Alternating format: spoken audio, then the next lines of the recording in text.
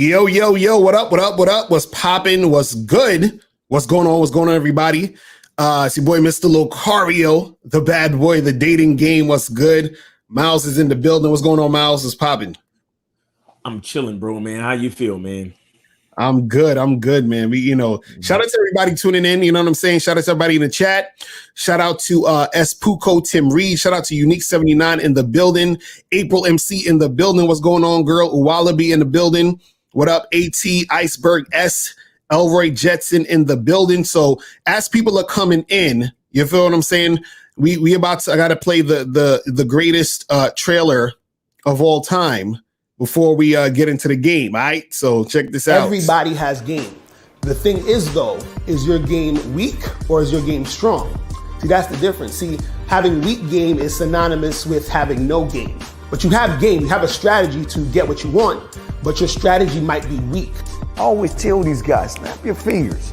And I'll tell them, snap your fingers. Like, you hear that sound? I'm like, what is that sound? Bitch, that's a 17-year-old that just turned 18. That's a 19-year-old that just turned 21. They are just, they're everywhere. Hi, how you doing? You think I give a fuck about how you doing, bitch? All I want you to motherfucking do is open your mouth and say something so I can hear how your voice sounds so it can tell me how the fuck to get at you. Your feelings are not facts. Because you feel like whatever you feel like, you can't get me to believe that there's more than two genders. You understand what I'm saying? And truthfully, I'm not sorry because I can't really make facts out of your fucking feelings. Matter of fact, fuck your feelings. There's only two genders. Only two genders. You trying to tell me that genders are neutral and niggas is trying to come up with 92 fucking genders, bro. There's this narrative now that it's okay for a man to cry, and it's really pushing this sensitivity, express yourself, express your feelings. One thing I've always respected about my father growing up, I never seen my dad cry. Me and him would get into arguments, we would go at it, we would fight. I would say the harshest things to him I could to hurt his feelings, but I never broke him. Shoot, just the right pair of shoes get your dick sucked. Just the right pair of shoes. Women don't, seriously, you could look like Boris Cujo, you'd be 6'8", you know, have a print down to your knee. They look at those shoes, they bust, they just like, oh no, not him. Nah, boo-boo. The bitches shine because of the nigga. Period. Like, and when it's functioning correctly, that's the way it is. So, on that note, dick is a gift. It's a gift. It's a gift.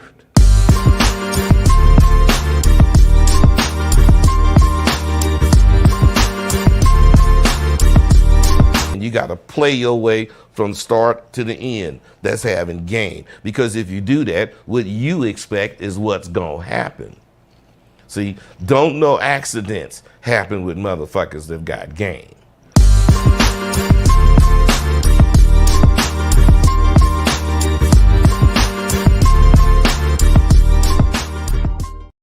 All right, we are back. We are back in this motherfucker.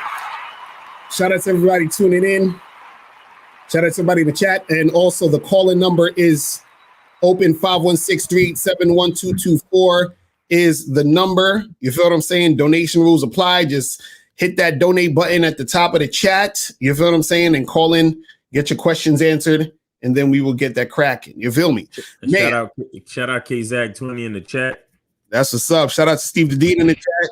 Shout out to Joe Blast. Shout out to everybody, man. Joe Blast. What up? Man, listen, we had to 79, Gregory Hardaway. Right. So we had to do this video, man. Listen, first before we start, okay, I gotta say this because people on YouTube are very interesting because whenever you critique something or say something about a topic, they think you're dissing somebody. They think you're coming at somebody and all this other stuff. And this is not what we're going to do today. Today, we're going to break down some of this game. This is why you're here, because we break down game. You understand? So, but what I wanted to do is I wanted to use the example of what's going on with Kevin Samuels, the whole thing that happened with DJ Envy and Umar Johnson to illustrate what's really going on down here? Like what's going down out here in these streets, right? And so what's happening now is that Kevin Samuels, he's blowing up. A lot of people are watching his stuff, and it's gotten to the point where certain outlets that's even you would consider in the mainstream is, you know what I'm saying, like talking about the situations and stuff like that, right?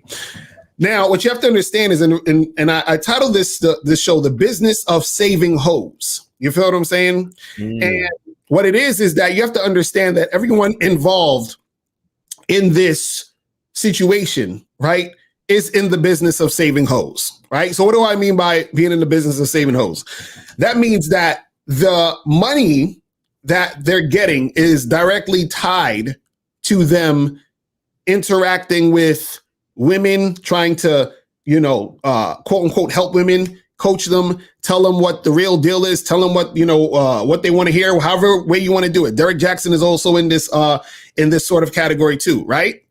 But they're all in the business of saving hoes. So either you're trying to save hoes by giving them like some raw type of information, like someone like Kevin Samuels might do, or you're in the business of saving hoes by, basically pandering to them, like Derek Jackson, Umar Johnson, or even DJ Envy seems like he's trying to, right? So you have to understand that it's all the same thing, just two different sides of the spectrum.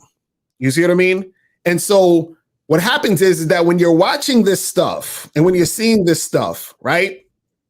And if you're attracted to this stuff, you have to understand or think about why you're attracted to this stuff.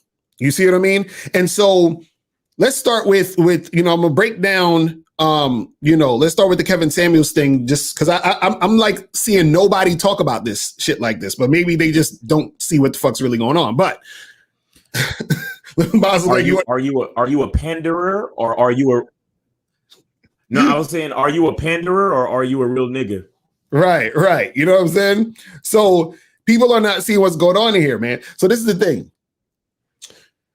What you have to understand is that with the whole Kevin Samuels thing and why things are going crazy like it is because Kevin Samuels basically is saying the same thing that most other, guys on YouTube have been saying for a long time. Like a lot of the guys that are in the quote unquote manosphere, Kevin Samuels is saying the same type of stuff. Now, what happened is that when Kevin Samuels broke through, or more people started to hear about it, is because what happens is that when you're for a long time bullshitting people, like how Derek was doing, you understand what I'm saying? When you're pandering, when you're saying a bunch of nonsense for a long time, what happens is that people are thirsty for real shit. People are thirsty for the truth, right? So what happens is that Kevin Samuels comes through, and then he has the viral situation that happens. Now, because the viral situation happens and everybody's talking about Kevin Samuels, everybody puts Kevin Samuels in their YouTube title to get views. Like there's niggas that literally just started YouTube last week doing Kevin Samuels videos to get views. You see what I'm saying? So that's the game. It's like put Kevin Samuels in the title to get views, right? We literally just put Kevin Samuels in the title of this video. Who knows if it's going to get views or not, but I'm just trying to get this point across, right? But most people are doing it just to get the views, right? Which I get it. Dudes is YouTubers, they want to get views, right? But understand that that's the main reason why that's happening. So now, because so many people are doing it, then it's a snowball effect where it's going to get bigger and bigger.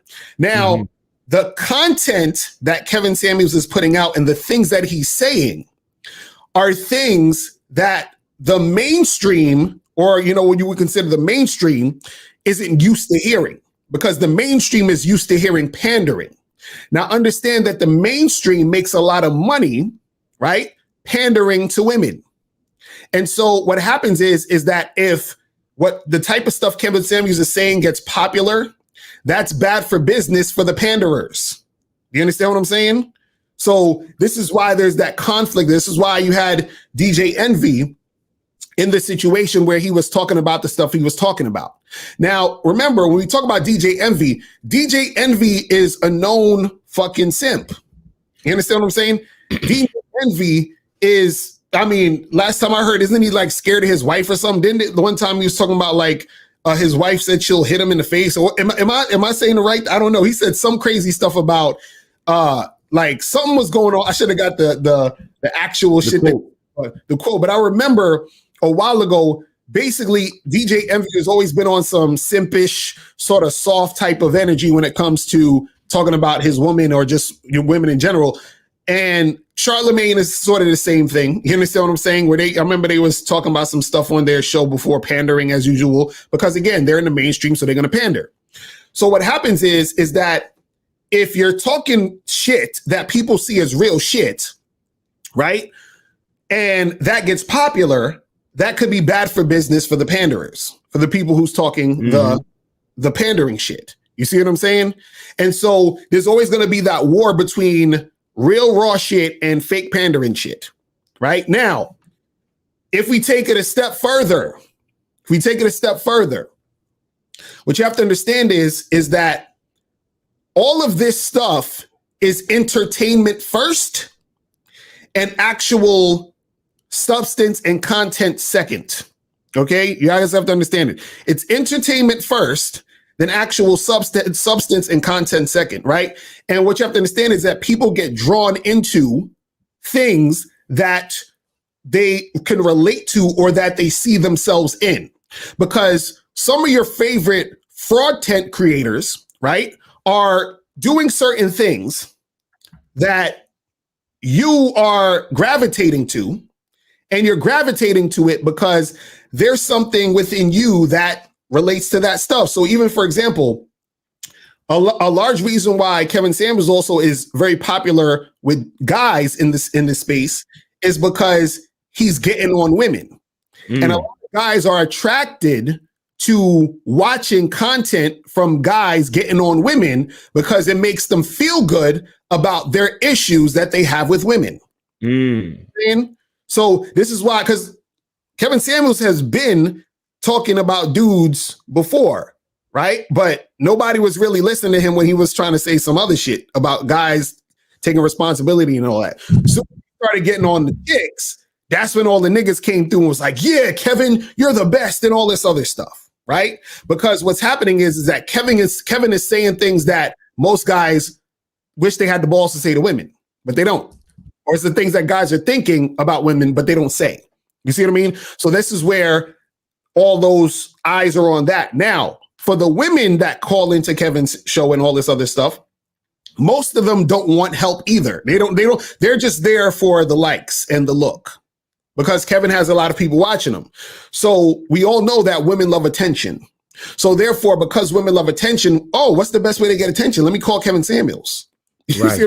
Let me get my 15 minutes on his platform so that people can look at me, watch me. I'll go to his Instagram live. I'll probably get some more followers and views, all that other stuff, right?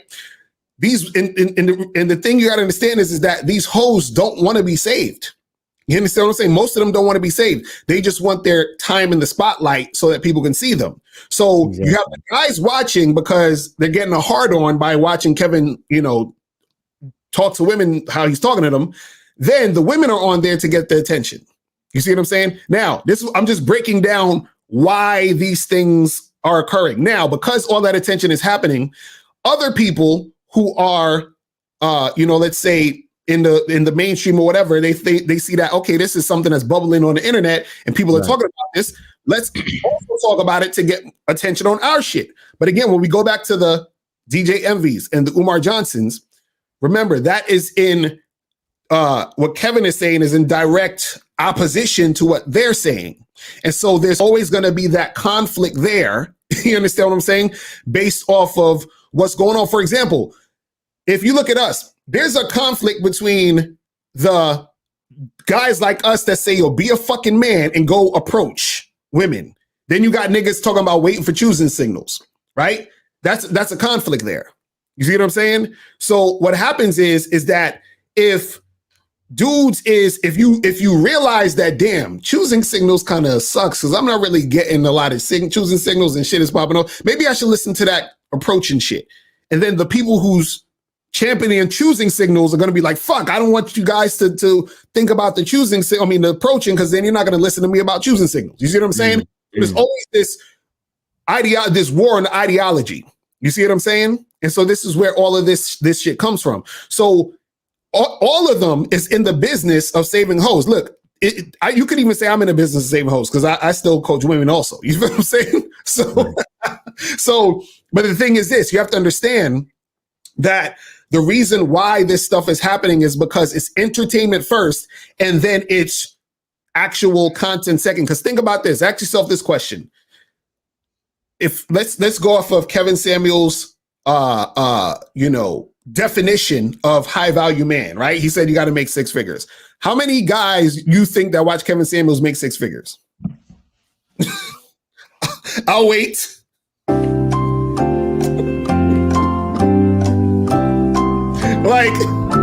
Like seriously, how many dudes watching Kevin Samuels make 6 figures? I mean, Kevin Samuels says it himself. He says only like majority of men in the United States, black men, make $42,000. Right. You understand what I'm saying? So right. So if his show is to teach women how to attract the high value man who's making 6 figures, if you're a guy who's not making 6 figures and you're quote unquote not the high value, what are you watching the show for? Entertainment. See what I'm saying? So, and there's nothing wrong with that, but just understand that that's what it is. You see what I mean? And so, and also understand that on the flip side, you have a lot of women who they know they're not getting that type of guy. You understand what I'm saying? They know this. Women know the type of men that they can get easily. Women know the type of men that's hard for them to really lock down and pin down. They know this. They're not stupid, right? So what happens is that you have to understand that it's a show first. You know what I'm saying? It's all a show. It's all for entertainment first. So a lot of times you have to understand that it's for entertainment for the people watching, but understand for the people doing the person that's doing the content, they're making money off of it. So they're in the business of saving hoes. You see what I'm saying? It's a business. So you guys have to understand that DJ Envy isn't getting at Kevin Samuels because he hates Kevin Samuels. He's getting at Kevin Samuels because it's business. You understand what I'm saying? It's a war on ideology to keep paper flowing in a certain direction. You see what I'm saying? That's the thing that a lot of people go at. Now, this is the even deeper thing about it. See, what happens is that the guy who's the panderer, right, always knows that he is bullshitting, right? The panderer knows he's bullshitting. So what happens is the only reason why you have a fear of someone else's ideology fucking with your ideology is if you know that your ideology is bullshit. If you know you're standing on bullshit, because when you stand on what you believe in and you actually are about what you say you are about, you don't give a fuck about what nobody else is saying. Right. You understand? But when you realize that what you're saying is bullshit, right? There's always a fear that you're going to be found out. There's a fear that you're going to be exposed. You're going to be exposed for the fraudulent creator you are. You understand what I'm saying? So like, look at like someone like Derek Jackson. Derek Jackson got exposed. You understand what I'm saying? Which right now seems like he took a hit. I haven't heard nothing about this nigga for a minute. But that shit, it put a little dent in his situation because he was frauded, because he wasn't really about what he's saying. He was just pandering. You see what I mean? And so the panderers are always going to have an issue with the real shit. Just like when dudes is talking about just wait for choosing signals. That's pandering to you. You know why? Because y'all niggas is scared to approach women. So of course I'm gonna tell you to wait for choosing signals, right? To make you feel good, right? To pander to you, right? You see what I'm saying? That's the thing. So it's about pandering to the audience to get the audience to see you so you can make more money and you keep the show going. This is what you guys understand. But I've been talking to Miles. What's his thoughts on all this shit, man? Nah, I mean, look, it's a beautiful thing all the way around, I think. You know what I'm saying? Because let's be clear. The more Kevin Samuels and Umar Johnsons and even guys like DJ Envy, The more that they share their opinions on the market, the better it is for the market. Right. You understand what I'm saying? I mean, and because it all goes back to the bottom line. Because like you said, it's dudes that just started YouTube channels last week, and all they've done is make reaction videos to Kevin Samuels. You understand? All they've done is made reaction videos to the quote unquote beef between Umar Johnson and Kevin Samuels. Look at Afion Crockett. Niggas ain't heard nothing from Afion Crockett in how many years? This nigga's on here spoofing the whole Kevin Samuels thing, getting views, getting clicks, and getting back popular. You understand what I'm saying? Right. So I mean, we're not dissing nobody. We're not coming at nobody. And like I said, at the very least, we're just analyzing the situation. Right. And but the thing is, we also understand that from a business standpoint, it puts more eyes on the market, period. Right. You understand? Whether you're a panderer, whether you're you just talking about simple game, whether you're trying to keep it real, whether you're honest, whether you're about what you say you're about, or anything. The fact of the matter is, it all brings more eyes into the market. You understand? Right. So if somebody can catch a viral video from a Kevin Samuels, but they might actually search something else, or maybe the next video in the queue is actually a Mr. Locario video, or a Steve the Dean video, or a O'Shea Duke Jackson video. You understand what I'm saying? Like, even Kevin Jackson actually shouted out O'Shea Duke Jackson on the Joe Budden podcast. You understand what I'm saying? Right. And that gives us all light to a certain extent. So I think overall it's a beautiful thing, and it all leads back to business. You understand? It all leads back to business, because the thing is, here's the thing with people. For the most part, people want to be entertained, and most people don't really want to fix their problems. Exactly. That's facts. You understand? And that's the thing about it. Like, you have to like choose your fight. I feel like we're in the fight to actually help dudes fix shit. You understand? Like we're trying to give practical information on how you can, improve your skills with women, improve your confidence, improve your perception of yourself and masculinity and all of that shit. You understand what I'm saying?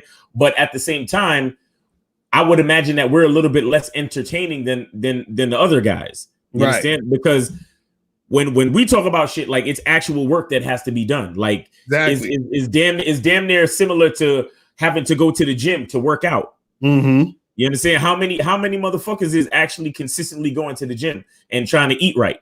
Not many. Everybody wants to do it. You understand? Everybody's like, yeah, man, I wish I could have a physique like Michael B. Jordan.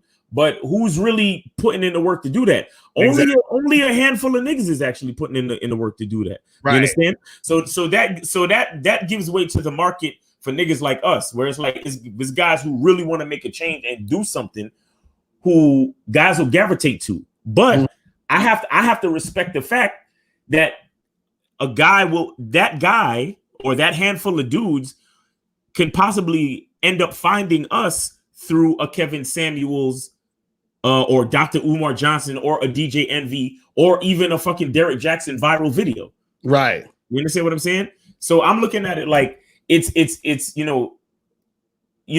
say even bad publicity is still good.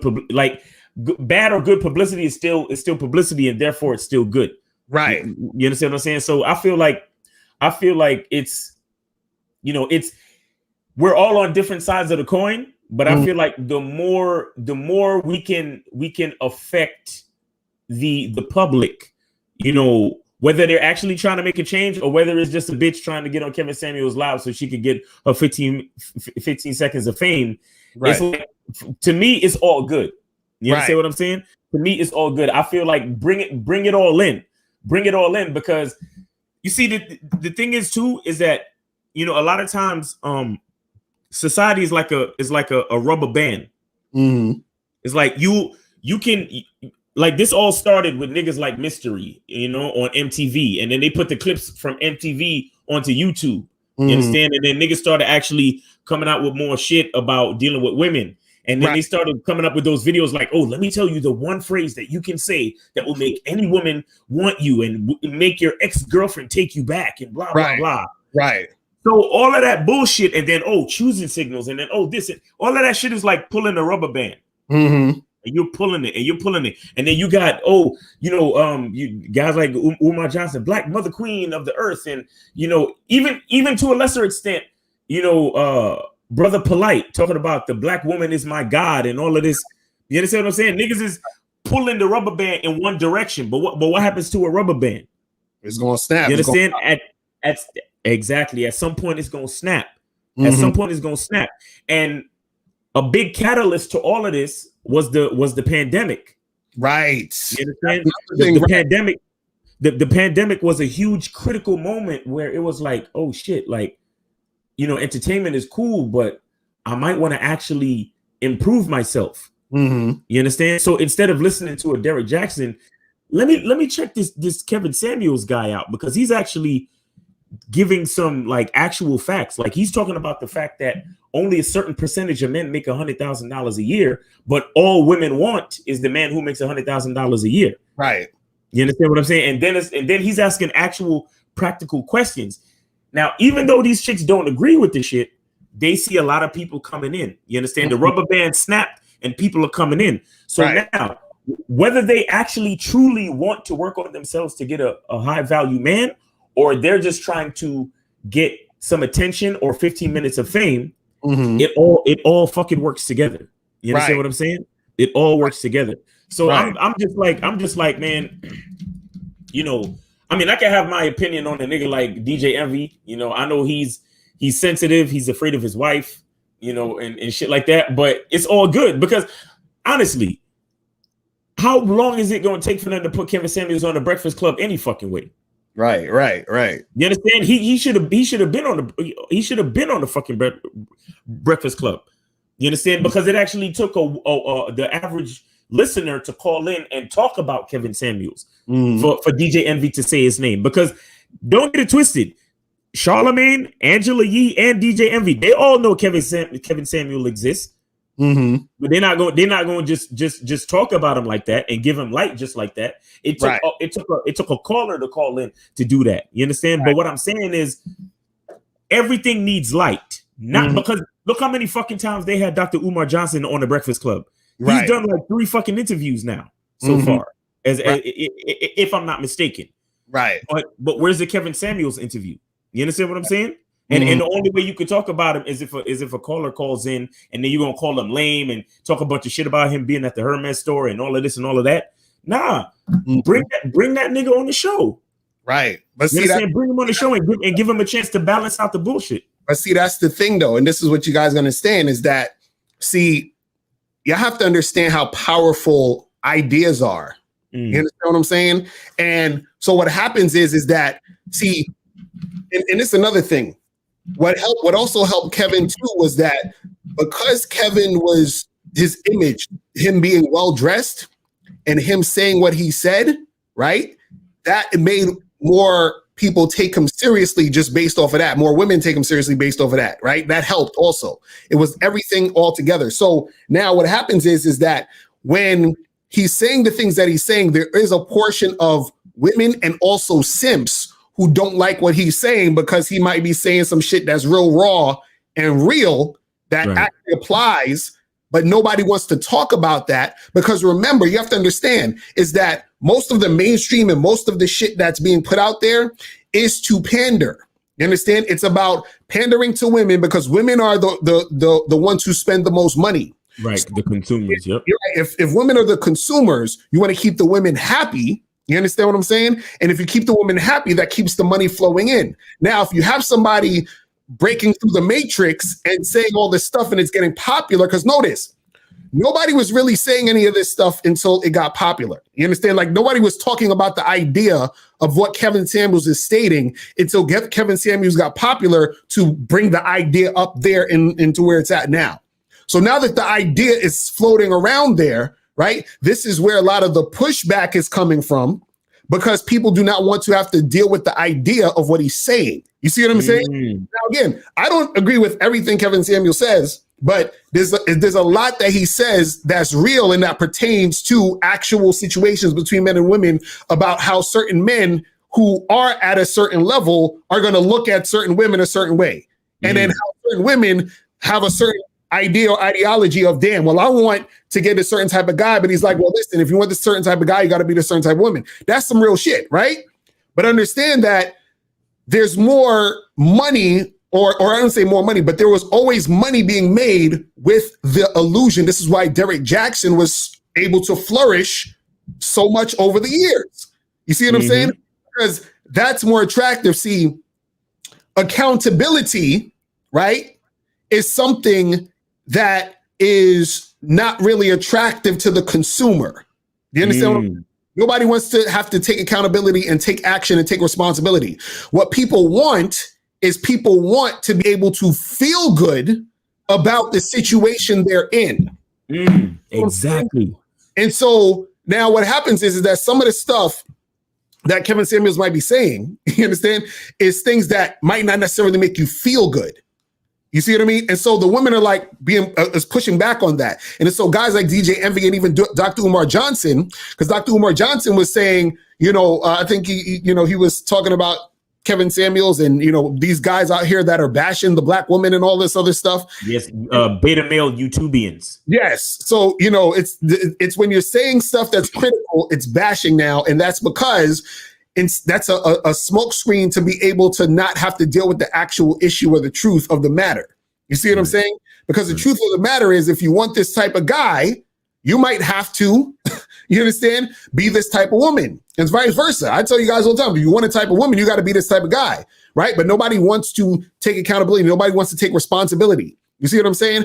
But people are attracted to things like this. Like, for example, look how much fucking views we got right now. Exactly. Look how much views we got right now. We never broke 500 like this. Exactly. How is it now we're breaking 500 views? Do you see our point, people? Do you see our fucking points? You see what I'm saying? Like, what the hell is going on here? So you're trying to tell me 500 some people couldn't have tuned in last week? You see what I'm saying? Like I'm glad you guys are here, but that's the point we're trying to make. You see what I mean? It's that people are attracted to the stuff that the drama. People are attracted to these different things. See, again, the big draw is people like to hear things and view things that validate how they feel. They don't really necessarily care about viewing things or seeing things that's going to teach them how to be better. See, because the internet, it gives you a safe space to pretend you're going to do better, but you don't actually have to do better. You see what I'm saying? So you can just keep pretending. I'm telling you, this is how Derek Jackson was able to keep it going and blowing up and all this stuff, because he kept pandering to women and he just made them feel better every day. Just feel better, feel better, feel better. Right? Now, Kevin Samuels on this side, what he's doing is he's also, as he's talking to women, I was saying earlier, he's simultaneously making men feel better about their situation. You understand what I'm saying? Because trust and believe, men are watching these videos that Kevin Samuels does. They're getting excited seeing Kevin Samuels talk shit to certain women, right? Because when they see them talk shit, that lady he's talking to is the same lady that played the guy that's watching the video. He's like, yeah, that's that girl I was fucking with. That girl I was fucking with last week. She was just like that hoe. You understand what I'm saying? You know what I mean? Like, oh, she was. These niggas is they're living vicariously through Kevin Samuels. Exactly. You see what I'm saying? And so that's what happens, is that people got to understand that it's a show. It's entertainment first. You understand what I'm saying? Like, the actual, it's people relieving stress. It's relieving tension and anxiety through watching this stuff. It's therapeutic to people. You understand what I'm saying? It's therapeutic. And look, it helps everybody out. The content creator gets the views. Like, look how much fucking views we got right now, right? Fucking the women get their attention fixed. So they got a bunch of people watching them on the videos and the phone calls. That they get their attention. The men get to fucking, revel in the bitching and moaning. Like, yeah, fuck that hoe. I hate when these bitches is like that. Yeah, get them. You understand what I'm saying? Everybody's winning. Even DJ Envy is winning. Dr. Umar Johnson is winning. Shout out to my dude Tommy Sotomayor. Tommy Sotomayor is winning because he's making all these videos about it. Everybody's eating off the fucking plate. You understand what I'm saying? So, but understand, you guys have to understand that it's entertainment first. Now, if you actually want real results, though, that's a whole nother story. You understand what I'm saying? That's a whole nother story. Meaning, if you actually want results, meaning any of these women who actually want results, they got to actually put in work. Any of you guys who wants results, as far as the game is concerned, y'all got to put in work. The entertainment's not going to help you. The entertainment's just, trust me, I watch the entertainment too. I'm sitting there with the popcorn and eating and like, oh, this is funny. This is cute. I get it, guys. I understand. But understand that it's entertainment first. Understand it is the business of saving hoes. You understand what I'm saying? It's a business first. Always remember that. So always understand that, you know, the whole thing with like Umar Johnson and DJ Envy ain't got no real beef with Kevin Samuels. Right. Kevin Samuels ain't got no real beef with Umar Johnson. You understand what I'm saying? What they understand is at the end of the day, even if they don't even like each other, they understand at the end of the day, it's still business. Let me tell you guys something. There's people on YouTube that's talk shit about me and Miles, right? And I've had people who joined the membership and bought programs who said, yo, I was watching this other guy who was talking shit about you, and then I went to your channel, watched your video, and then joined the membership. Exactly. It's all connected. Exactly. All connected. So all of this stuff is helping everybody else. This is what I'm just trying to break down the game so y'all understand this. This is when they say bad publicity is still good publicity or whatever it is. Exactly. It's like when people are saying your names, when a person is talking about you, that's giving you more light. Even listen, let me tell you guys something. You know when you guys like a girl and you know that girl you like some other nigga, and then you try to talk shit about the nigga she like because you want to talk shit about him so she don't like him. Guess what you're doing? You're making her like him more by talking about that nigga. You're promoting him. You see what I'm saying? It'd be best if you shut the fuck up. You understand what I'm saying? But see, that's why this is why me and Miles don't be really saying niggas' names when we don't like them. If I don't like you, I'm never saying your name. I'm never really saying your name like that because that would be me helping you. You see what I'm saying? If I say your name, I like you. You understand? Because I'm helping you by saying your name. You see what I mean? And so you got to understand. You got to understand how the game is. You see what I mean? Listen, wait, how many likes we got? This is ridiculous. We got 611 people watching right now. Shout out to everybody watching. Shout out to everybody watching. Nigga, play the trailer right now. Play the fucking trailer right now. Everybody has game. The thing is, though, is your game weak or is your game strong? See, that's the difference. See, having weak game is synonymous with having no game. But you have game, you have a strategy to get what you want, but your strategy might be weak. I always tell these guys, snap your fingers. And I tell them, snap your fingers. Like, you hear that sound? I'm like, what is that sound? Bitch, that's a 17-year-old that just turned 18.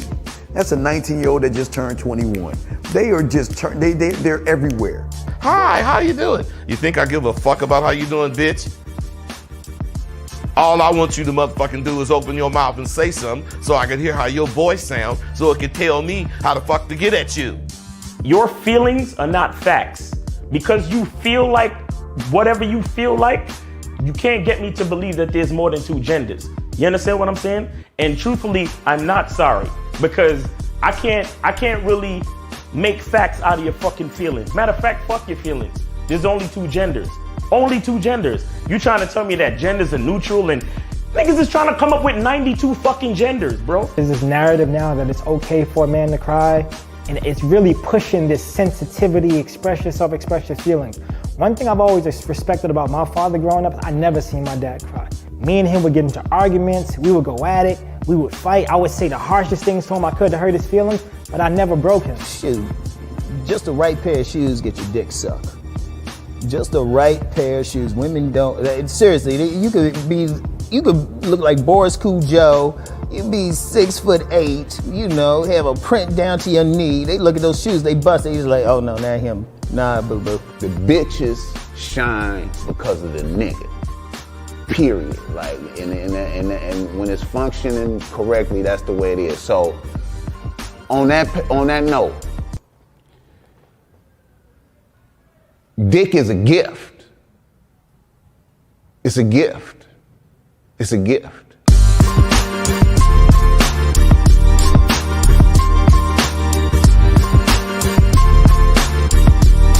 You got to play your way from start to the end. That's having game. Because if you do that, what you expect is what's going to happen.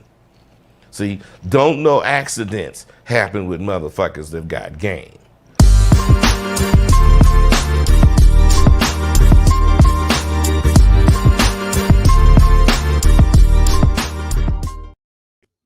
Yeah. Go, guys, get that at mr.locario.com or badboymembership.com. Dick is a gift. Badboymembership.com to get your copy for free. And go to mr.locario.com if you just want the, Game Kings documentary by itself. Appreciate everybody tuning in, man. So we're talking about the business of saving hoes. Shout out to, and the guys, the calling number is 516-387-1224. We're going to take some calls in 5 minutes. Make sure you guys get the likes up so we can keep the game flowing. You feel what I'm saying? So that more people can get these videos and watch these, and so we could keep it rotating and all that other good stuff. You understand what I'm saying? And so real quick before we get to the calls, one of the things that I want to say about this is this, guys, is that, understand, you guys have to understand the difference between entertainment and information that's there to specifically help you. Now, it could happen both ways, because there's times where we're entertaining, but we're also giving you information, right? I feel like Kevin Samuels, he's entertaining, but he also, gives information in certain situations, right? Dr. Umar Johnson, entertaining, you understand, and gives information. You see what I mean? But sometimes you have people that are just entertaining, but they're not really giving that much information. You understand? And then sometimes you have people that give information, but they're not entertaining. You see what I mean? So the thing is, you have to understand what's really going on and understand why these things are happening the way they're happening, right? And as the viewer and the consumer of the content, understand why you gravitate to certain things. That's very important. That's what I really want you guys to understand and learn. Understand why you gravitate to certain things. Because the thing is this, if you're a guy who's like, for example, with Kevin Samuels' definition of high value man, and he's like, you're making six figures or whatever. If you're a guy who is, making six figures, right? and you think, man, well, I'm a high value guy because I make six figures. I'm so super awesome. And then you start thinking that you're more important than other people, or that now you're like the shit because you're making six figures or whatever it is, right? You have to take that into account and wonder, okay, what is that about, right? Or if you're not making six figures and you're like, damn, you know what? I guess I'm not a high value guy. I guess, I can't get, super attractive women. You got to think about, why are you thinking that way? What makes you think that way? You understand what I'm saying? If you're a woman watching it and you're like, man, I want to get a high value dude, but I'm not looking this way, I don't have this or whatever it is. What's gravitating you to that type of information? What makes you want that information? What makes you seek that out? Because what it does is that what you watch and what you consume says a lot about you. Facts. You understand what I'm saying? It says a whole lot about you. You feel me? But Leah, let's take some calls real quick. Let's go to 650 and 718. 650. What's popping? Who this? Yo. Can you hear me? Am I good? What's going on, brother? What's popping? Who this? Yeah, this is the Merciless Resale Black. Merciless. What's going on, my brother? How you been? Man? That's a friend of the show. That's my dude right there. What's going on, brother? What you been up to? And ain't nothing going on but the game, man. I just wanted to say what's up to Miles Cunningham. How you doing, brother? What up, bro? How you doing, man? Good to hear from you. What's good? Lovely, man. I wanted to go ahead and speak on the whole deal. We were just talking about this, me and the homie, about how drama failed. And I also remember this wasn't the first between Umar and Kevin Samuels. This shit is just a joke. But I remember they tried to do the same thing with you, Lucario, and AMS. Oh Lord, we ain't going there. Really all trying. Yeah, my dad to say his name. I'm sorry about that, but I just had to make the point. Right. But you know what? You guys are you're absolutely right though. But the simple fact that these women calling up, I do not believe none of these women really want to commit to a high value man with the bullshit that they calling up with. Right. It's pure entertainment. It's almost like they're setting up Kevin Samuels to clown them. Because if you probably listen to the shit, it's like you cannot be this delusional. See, you want a trick that makes 100 long to $1 million. But real talk, you do not really want no damn man that makes that much money, because last time I checked, a lot of women do not want a man with options, especially if they pushing the age of 40. They don't like that shit. Right. They want a man that's going to come home and cater to them. They want a DJ Envy. That's what the fuck they want. Right, exactly. They do not want a man like Kevin. Yes, they do not want a man like Kevin Samuels. If Kevin Samuels right now, if he is the poster man of a high value man and over 800,000 subs, see, this is what a high value man acts like. None of them women want that shit. Right. That's why bad. What was the last baddie you seen call that nigga show? You don't see it. You see the same type of woman. I'm not saying that attractive women. Not a lot. Thing is this: right. I have been watching Kevin since his inception, since he was doing cologne reviews and image shit on an iPhone 5. Right. I was watching since then. You know what I'm saying? Everybody else is just now getting whiff of him because of this high value shit, and it made him hot. And I'm glad it did, because guess what? It did spark some shit. It did now bring, it brought the wrong type of attention to the so-called, black manosphere. But guess what? Everybody is now listening to us.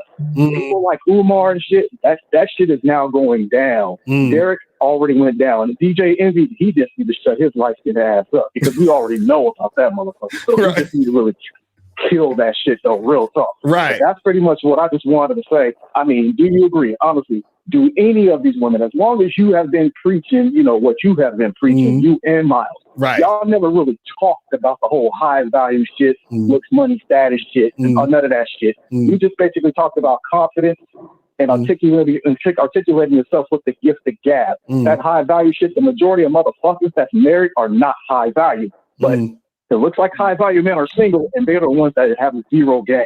Right. Y'all can elaborate. Right. Nah, that's some real shit that you said, bro. Because again, the thing is, it's like if a chick can get a high value dude or a top notch guy, she would get him already. You understand what I'm saying? Like, she would already have him. Yeah. It's not hard for women. Listen, it's so easy for women to attract men on the front end. Now, on the back end, that's a harder thing for them to keep them. But women can attract men on the front end. So women know the type of men they can attract. They know what they need to do in order to attract certain types of guys. And sometimes they also know that they don't have enough game to attract certain type of dudes. They already know this.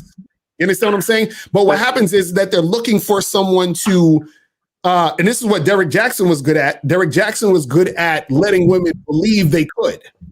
You understand what I'm saying? When some of them knew they couldn't. You understand? Some of them knew that. It's like this. At least the thing with the Kevin Samuels situation is that at least Kevin Samuels says, okay, well, you're at this level, so this is probably the type of chick. You understand? Type of dude you would probably get. You understand what I'm saying? But what happens is, like Derek Jackson says, no matter what you're doing, you can get any guy. You understand? And that's not true. You see what I mean? And so a lot of these women, they know what type of guys they can actually get. You understand what I'm saying? So when that's what I'm saying, when they call in, a lot of it is really just for the look, which is cool. If entertainment is entertainment, that's cool. But the thing is that when people start taking it too seriously, you understand what I'm saying? That's the issue sometimes, where it's like, okay, we understand that you're on here because you want to get the look. The girls calling in to get the look. But again, the girls who can get those guys aren't really the ones that need to call in because they're busy with the guys. You know what I'm saying? They're busy with those dudes already. You know what I'm saying? They already got it. Yeah, they are set. They set. Right. You know what I'm saying? A chick who, because look, I'm going off of Kevin Samuels' a definition of what he says as far as the six-figure guy.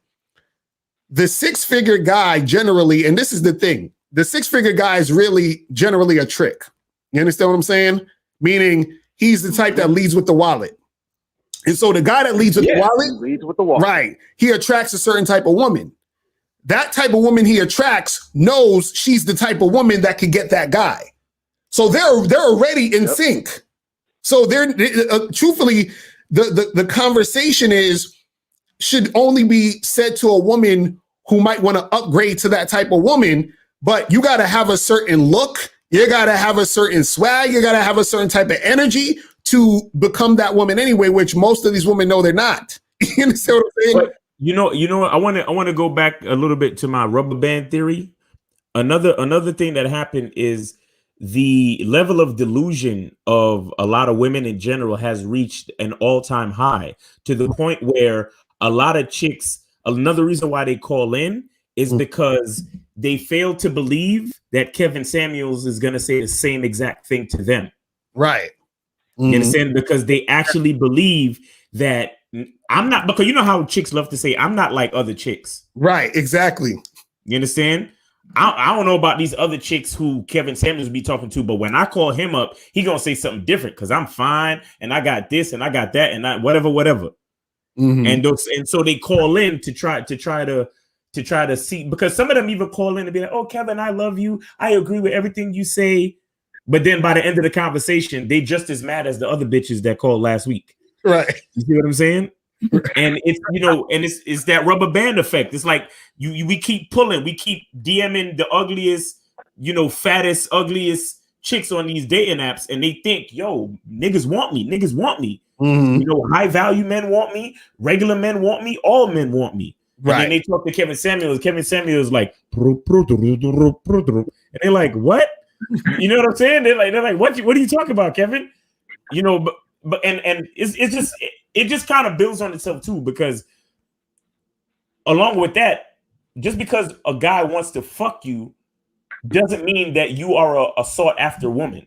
Right. You understand what I'm saying? That's another thing that women have issues with, where it's like they really think that just because guys are DMing them, messaging them, flirting with them, and trying to get in their pants, it's like, oh, these guys actually think I'm, you know, I'm a top choice chick. Like I'm really out here getting it, you know. And then Kevin Samuels break down, he uses his sexual market value paradigms and all of this shit, and he breaks it down, and he's like, who's gonna want, you know, an over 40 woman with kids just because you have a 6 figures and a PhD? Like, nobody wants that. You understand what I'm saying? High value men don't want that. So it's like you said, Locario, the high value men already know the type of women that they get, and the type of women that get high value men are already fucking with those high value men. Exactly. You know, right. And they're not wasting time calling up Kevin Samuels at all. You understand what I'm saying? So it's really just a big shit show for entertainment. You understand? But it's still a beautiful thing, because it has brought so much fucking attention to the market that, you know, it's like, fuck it, like let's keep that. You know what I'm saying? Right. It's a beautiful thing. Facts.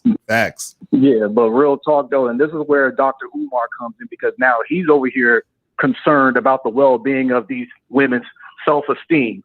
And I actually had a guest on the show where he was actually talking about the same thing. And my question was, okay, if your self-esteem is like that off the hook, you're suicidal, or you have all these other, like, you know, personal issues, then why the fuck are you calling a image consulting YouTuber and not a therapist? Which is full of shit. If you do really have like all these personal issues, why are you calling Kevin Samuels? I mean, hell, you could have called Derek Jackson, but the thing is, he doesn't take incoming, calls from women. Right. You know, and neither does Umar. So, and neither does DJ Envy. None of it. Kevin Samuels is probably like the only individual I know who actually entertain, you know, these women. And you know what? Big ups to him. He could do what he do. But when women want to also get on his case about, you know, when everybody want to get on his case about his tonality, I'm like, I've never seen Kevin break a sweat in that damn suit. I never even seen him raise his damn voice. Right. What everybody talks about tonality. No one is actually paying attention to the type of, sisters, who are calling in lying. That was the issue that I had. No one is calling anybody out for lying. Right. Nobody just likes the fact that a black man is actually like telling a sister how they should act. It's always been like that. We have been the ones since the dawn of time, since we was kids, always being told how we should act. We're probably like the only race of men who probably got the most older sisters and aunties and shit. We've been bossed around by the usher board, by the bus stop lady, by the lunch lady, mom, grandma, older sister. We have always been told how we were supposed to act, and then we end up growing up to becoming those DJ envies and all of that other shit. And that's cool. Your flavor is your flavor. But there's damn near a problem when we become grown-ass men, and that's the thing. We have been, as black people, I said it before, we have been basically raised like we were equal with women, to the point as when we grow up and we get our shit together, they still look at us like grown boys. That's why most women even say, I don't care if you make all that money. I remember when your ass was ashy and musty and shit, crying and shit. They always got to break up when you was rock bottom and shit when you were just a kid. Now that you got your shit together, you're high value, we still can't say what we want. It's always been like that, But I just wanted to go ahead and give my 2 piece and everything, And if you guys are down in Vegas for the CME, I'm gonna be at that bitch. That's what's up. Right. Yo, bro, did you even donate? I ain't even asked you that question. I still gotta ask you if you donated. Nigga, I bought your damn, Game King document. I'm just fucking with you. Of course, I already cashed out you, nigga. I cashed out you all down TV, brother. That's my nigga right there, though. Yeah, I appreciate you. I'm always donate. Y'all already knew. Always put everything in the plate. You know what I mean? We got to keep this church going, nigga. You know how we do it. All right, Miles. All right, Locario. All right, brother. I'm holla. All right, man. Peace, bro. Have a good weekend. Peace. Man, I'm so upset right now. The phone lines is lighting up. We got damn near 800 people watching. I'm like, where was y'all niggas last week, bro?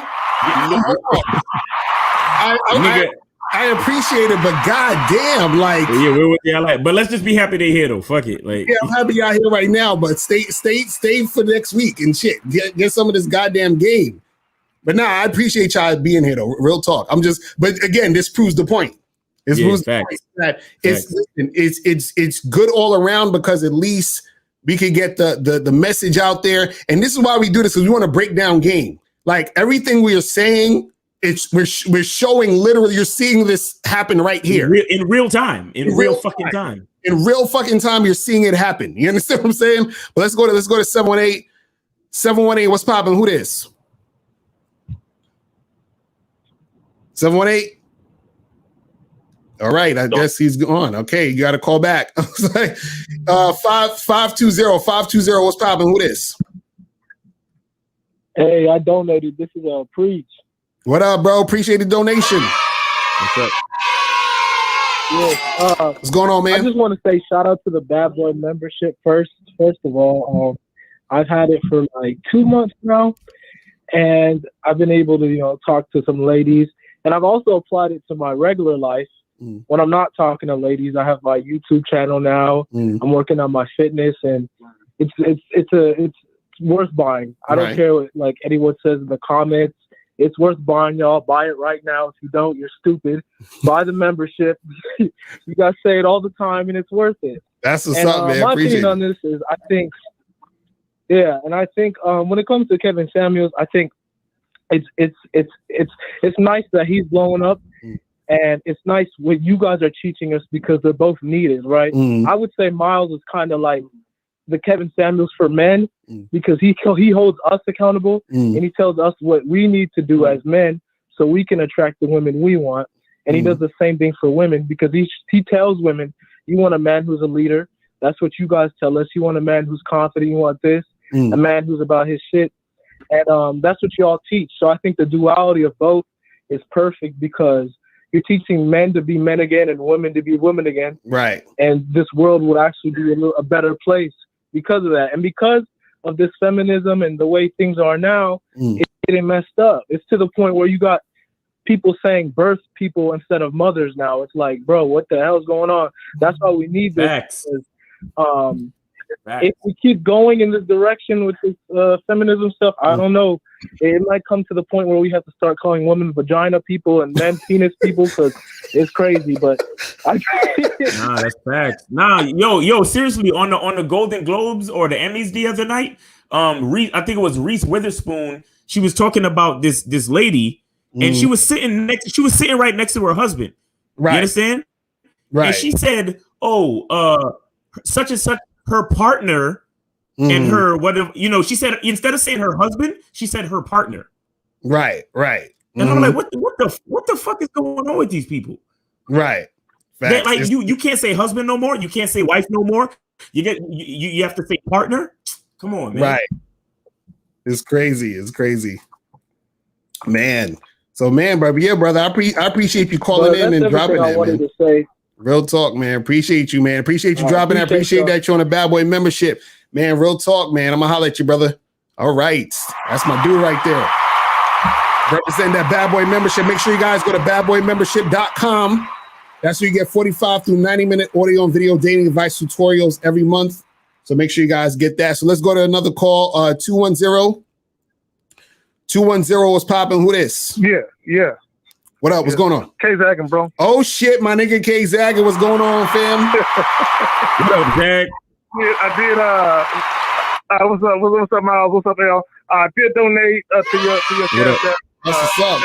Appreciate it. Even though we're cool, I just want niggas to understand it ain't no free lunches out this bitch. You know what I'm saying? So, but real quick, Miles said something earlier. Miles said something earlier, and I kind of want to get to that. You know what I'm saying? This is the reality of most women, and most women ain't gonna want to hear this. But here's the truth: most women ain't worth nothing but a nut. You know what I'm saying? That's just the reality of it is because at the end of the day, you have women. What they're trying to do is put themselves in the same position as men. Well, I got money, I got degrees. So if a man with money and degrees in STEM or whatever, if he's a high value man, then by virtue of that, I'm a high value bitch because I got money, I make six figures, I got this. And what women don't understand is the selection criteria for women is different when a man is selecting a woman to fuck with. Right. Versus what women are selecting. And the reality is a lot of women, they don't bring nothing to the table but ass. You know what I'm saying? And when you're dealing with a dude who got options, and let me just say this, there's a lot of dudes who listening right now, who are in the chat right now, they think that a high value man is, well, you got to make X amount of dollars. There's a lot of niggas that make 6 figures, 7 figures, and they jack off all night by themselves. Exactly. With no Facts. You know what I'm saying? Facts. So don't get it fucked up in thinking once you get to a certain level or an echelon or a tax bracket, you make a certain money that all of a sudden all the bitches you wanted to fuck when you was 20, 25 and now you're 40, gonna start knocking down your door. That ain't gonna happen, bro. You still gonna be jacking off by yourself. Right. You know what I'm saying? So when we talk about a high level man, now it's subjective. It's whatever it means to you. You know what I'm saying? So to me, you know, when y'all talk about it, I talk about it, the niggas that we rock with, we talk about it. It's all about you just being the best version of yourself and just being on top of your shit. Exactly. If being on top of your shit means you make 60, nigga, you make 60. Right. Okay? If being on top of your shit means you make 150, nigga, you make 150. But at the end of the day, that's just part of it. Okay? Right. A bigger part of it. Because at the end of the day, what guys don't understand is when you talk about like what it really means to be high value, in my opinion, this is just my opinion, that means the woman respects you. Facts. To such I an agree. extent that she doesn't want to disappoint you. She's doing anything and everything to not upset the apple cart. She wants to make sure she stays in your good graces. Just because you a dude with money doesn't mean a woman cares about that. Because to be a dude that makes, you know, 200, 300,000 and a woman is still fucking another nigga behind your back. Right. Exactly. So are you high value? Let's check it out. Are you high value if you make 300,000 and a chick you fucking, if she's having a gangbang with 2 other niggas that she met at the club the same night and it took you a month to get it? How high value are you really? Right. You know what I'm saying? Right. So I just want dudes to like calm down a little bit and I know what niggas do. This is what niggas do. When they define high value, they always define what they got going on for themselves. Right. And I get that. Okay, but when you really break it down, it's not just about, part of it is having the self-confidence, the self-respect, and all that in yourself. But when you go out into the world, how do women really react to you? Right. Right.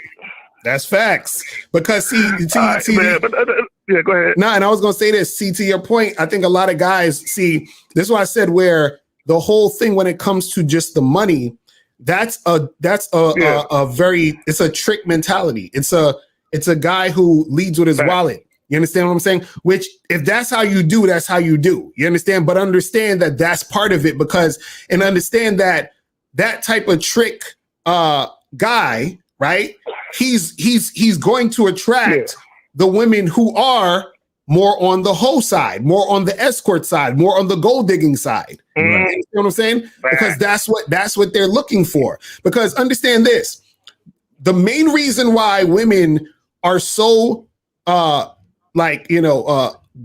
on this whole the guy has to make this amount of money, that amount of money, is because if money is in the forefront of what she desires from that man, that means she doesn't really respect him as a man first, because she's worried about the money. Facts. You see what I'm saying? If she respected him, it wouldn't be about the money. And see, and that's what it's all about. It's about getting the woman to be enamored with you, the man, first. Now, once she sees your crib, if you got a 4 or 5 bedroom crib and you know in a gated community, but she's already sexually attracted to you. Right. So, damn, I didn't know he was living this large. You know, then she sees the foreign in the garage. I didn't know that nigga was living this large. Right. And she sees how you have your crib decorated. She sees how you living. You know, how you got financial freedom. That should be a bonus. If those are the main things you are using to attract a woman, you have a trick mentality. Right. Exactly. Period. Yeah. So when dudes say high value, nigga, I'm high value because on the strength of me, she wants to suck this dick. Facts. On the strength of me. Like, I don't need nothing else. But on the strength of me, she wants to suck this dick. Facts. And because she see all this extra shit, now she not only does she want to suck my dick now, but she's saying to herself, what can I do to get in this man's corner? What can I do to get into this man's life? I might have to clean some shit. I might have to cook some shit. Right. Oh, I got a debit card. Hashtag her debit card work too. I might have to spend some chips to fuck with this nigga. Facts. He don't need me like that. Okay, so when we talk about high value man, it's a woman recognizing pussy don't move this nigga like that. Right. I need to do some extra shit because he can get pussy like that.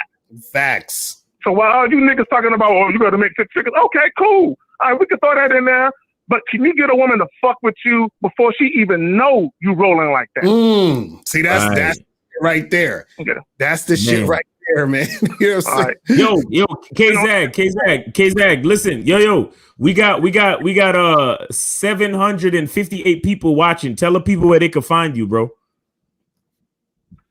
All right, real quick. So the K-Zag 20 channel is K-Zag 20, KZAGGIN 20. Fuck with me there. The IG joint is at K-Zag 20. Also, the website is www.manhoodistheskillset.com. Fuck with me. That's what's up. That's my dude K-Zag 20, man. Appreciate the call, my brother. Make sure y'all see him on Sunday with us on the anti-villain show. You feel me? Yes, sir. All right. No doubt. All right. So let's go to 404. 404. What's popping? What's going on? Can you hear me? I get you. What's going on? Who this? This Z from Atlanta. What up, my brother? Did you donate? Yeah, I'm donating right now. I'm loading on the cash app. You see it? All right, go ahead, brother. Go ahead. Yeah, man, I'm working right now, but man, I just had a question about you said when you having money and stuff, it's more likely you're gonna trick. But it's just like that's what I'm having problems with. And I don't like the whole Kevin Samuels thing of I don't agree with that shit, man. I never agree with that shit. Like, oh, you should lead with your wallet and shit if you making 6 figures, because I make 6 figures, and I just never liked that shit, and that's why I'm more into like your shit, you and Miles, Steve the Dean, even though Steve, he just be going crazy sometimes. But I be watching him, What's the EO, question though? hey zagging. I watch it. Go ahead. No, we say, what's the question? But what I'm saying is, why do you think that? Why do you think that when guys make money, they feel the need to trick on women? Well, this is the thing. If you're a guy, just because you're making money doesn't mean you're a trick. Guys feel they need to trick when they make money, get money and all that other stuff, or they feel that they're going to get women because they get money because they weren't getting women before. So if you're a guy who had trouble getting women, you think that if I do get money or when I do get more money, then it's going to be easier for me to get women. But what happens is that the only reason you have that thought process is because your game was weak and you thought that money was going to fix everything. But see, the thing, you have a lot of guys out there who have money, and what'll happen is that because they don't have game, what they don't realize is they attract gold diggers or they attract women who are just with them for the money. So they don't really like them as men. You understand what I'm saying? And then because the women don't like them as men, this is why these guys get played. This is why all this other crazy shit happens. Because understand, a lot of these women who are like, I want these quote unquote high value guys with the six figures and all that other stuff, is because these women low key are looking for that guy who's gonna sort of like provide and protect the sort of beta male simp husband guy. You understand? They want that guy that they're not really that attracted to him. They'll probably fuck him maybe once or twice a month, and they'll just like have him there to give him security. You understand what I'm saying? So a lot of guys, what they're doing is that because they don't have enough skill to get women that they want, they'll settle for women who want to fuck with them because of their money. Right. You see what I'm saying? And that's what really happens. You see what I mean? Okay, I got you on that. Mm-hmm. But here's one thing. Because I've been on the bad boy membership and all of that, and I'm supposed to be getting on Steve's shit. But when you becoming this type of guy, it seems like a lot of women are afraid of that. Like, it's like you become so good at doing certain things, talking, your conversation, just your life is just on a certain type of level, and it seems like it's kind of. Can you hear me? Yeah, I can hear you good. Because I was on my headphones just went there. I was just on my headphones. But it seems like women just get kind of scared of that type of thing, or they don't even want to bother you because they like, you almost kind of like, in their eyes, you almost kind of like perfect. You understand what I'm saying? Well, that's the thing. You got to understand something. Certain women, they're not going to want to fuck with you because they know that they can't sort of take advantage of you or like play you. Right. Or they can't manipulate you. They can't control you. Right. See, a woman likes nothing more than a guy with a lot of money who ain't got no fucking game. That's a beautiful thing to a woman. You understand what I'm saying? If you got a lot of money and ain't got no game, that shit is the best for women. You understand? Because all that means she ain't got to really do shit. You understand? See, when you're a guy who has game, women have to do shit. You understand? Meaning they have to do more than just have vagina. They have to do more than just look pretty. You understand what I'm saying? And they know this. So what happens is they're looking for guys who have money but don't really have game so that they can manipulate those guys because they know those guys don't know no better. They know those guys are just happy to be in the presence of a woman. They know that those guys are happy to just sniff a woman's panties or whatever. You understand what I'm saying? Do you know there's there's websites where niggas pay money for used panties? You know what I'm saying? So niggas is really. So all I'm saying is that these dudes out here, because they don't have game and they don't understand how to attract women or be attractive, they use money as a crutch to attract certain types of women, and those types of women usually take advantage of those guys because those women are only with those guys for the money, or 90% of the reason they're with them is just because of the money. You understand what I'm saying? Okay, I got you. So that's what it is, bro. That's all, man. That's all. I was just thinking, like, what's the point of doing all of this? Even though it feels good, and work out and think a certain way and do all this, but it just seems like your options I ain't gonna say get fewer and fewer, but because you can get some pussy, but I'm talking about a chick that you really, will fuck with, it gets fewer and fewer. You understand what I'm saying? Nah, it's not. Nigga. You see, no, bro. Here's what's going on with you, right? What's going on with you is that you're still in the frame of mind that you're trying to improve yourself to attract more women.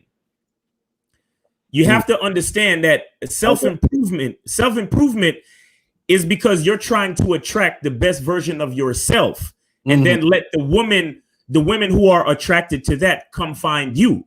You understand what I'm saying? Meaning, and not to mean that they're just gonna come find you. You still got to go out and talk to them. But what I mean is, it's a filtration process. You understand? A lot of cats think that improving themselves means that they're gonna increase the quantity of bitches that they mess with. The thing is that you're actually gonna improve the quality of the chicks that you fuck with. You understand what I'm saying? Now, if your game is super strong and you figured out a way to appeal to, multiple levels of bitches with your new, dynamics of your improvement, then you can also increase the quantity. But that's still up to your level of game, right? But what happens initially when you're improving yourself is that you increase the quality. So a lot of the women, they will meet you, they'll see the way you dress, they see the way you express yourself, they'll see the way you got your physique, everything going on with you, and they'll be intimidated by you. You understand what I'm saying? But that's the basic bitch. And you don't want that type of bitch. You don't want the basic chick, bro. Because again, you're not improving yourself because you're in love with women. You're improving yourself because you're in love with yourself. You understand what I'm saying? Like you're still thinking about it in the way of how can I attract women? But it's like, no, you have to figure, how can I attract the best version of myself so I can put myself in places to attract the type of women that I actually want, not just any old basic bitch. Okay. Yeah, there it is. All right. What I was gonna say is, like y'all say most women are basic. So most women you gonna run into are basic. They really ain't. They just, and what just K-Zach just said, like, they just a piece of ass. They just a nut.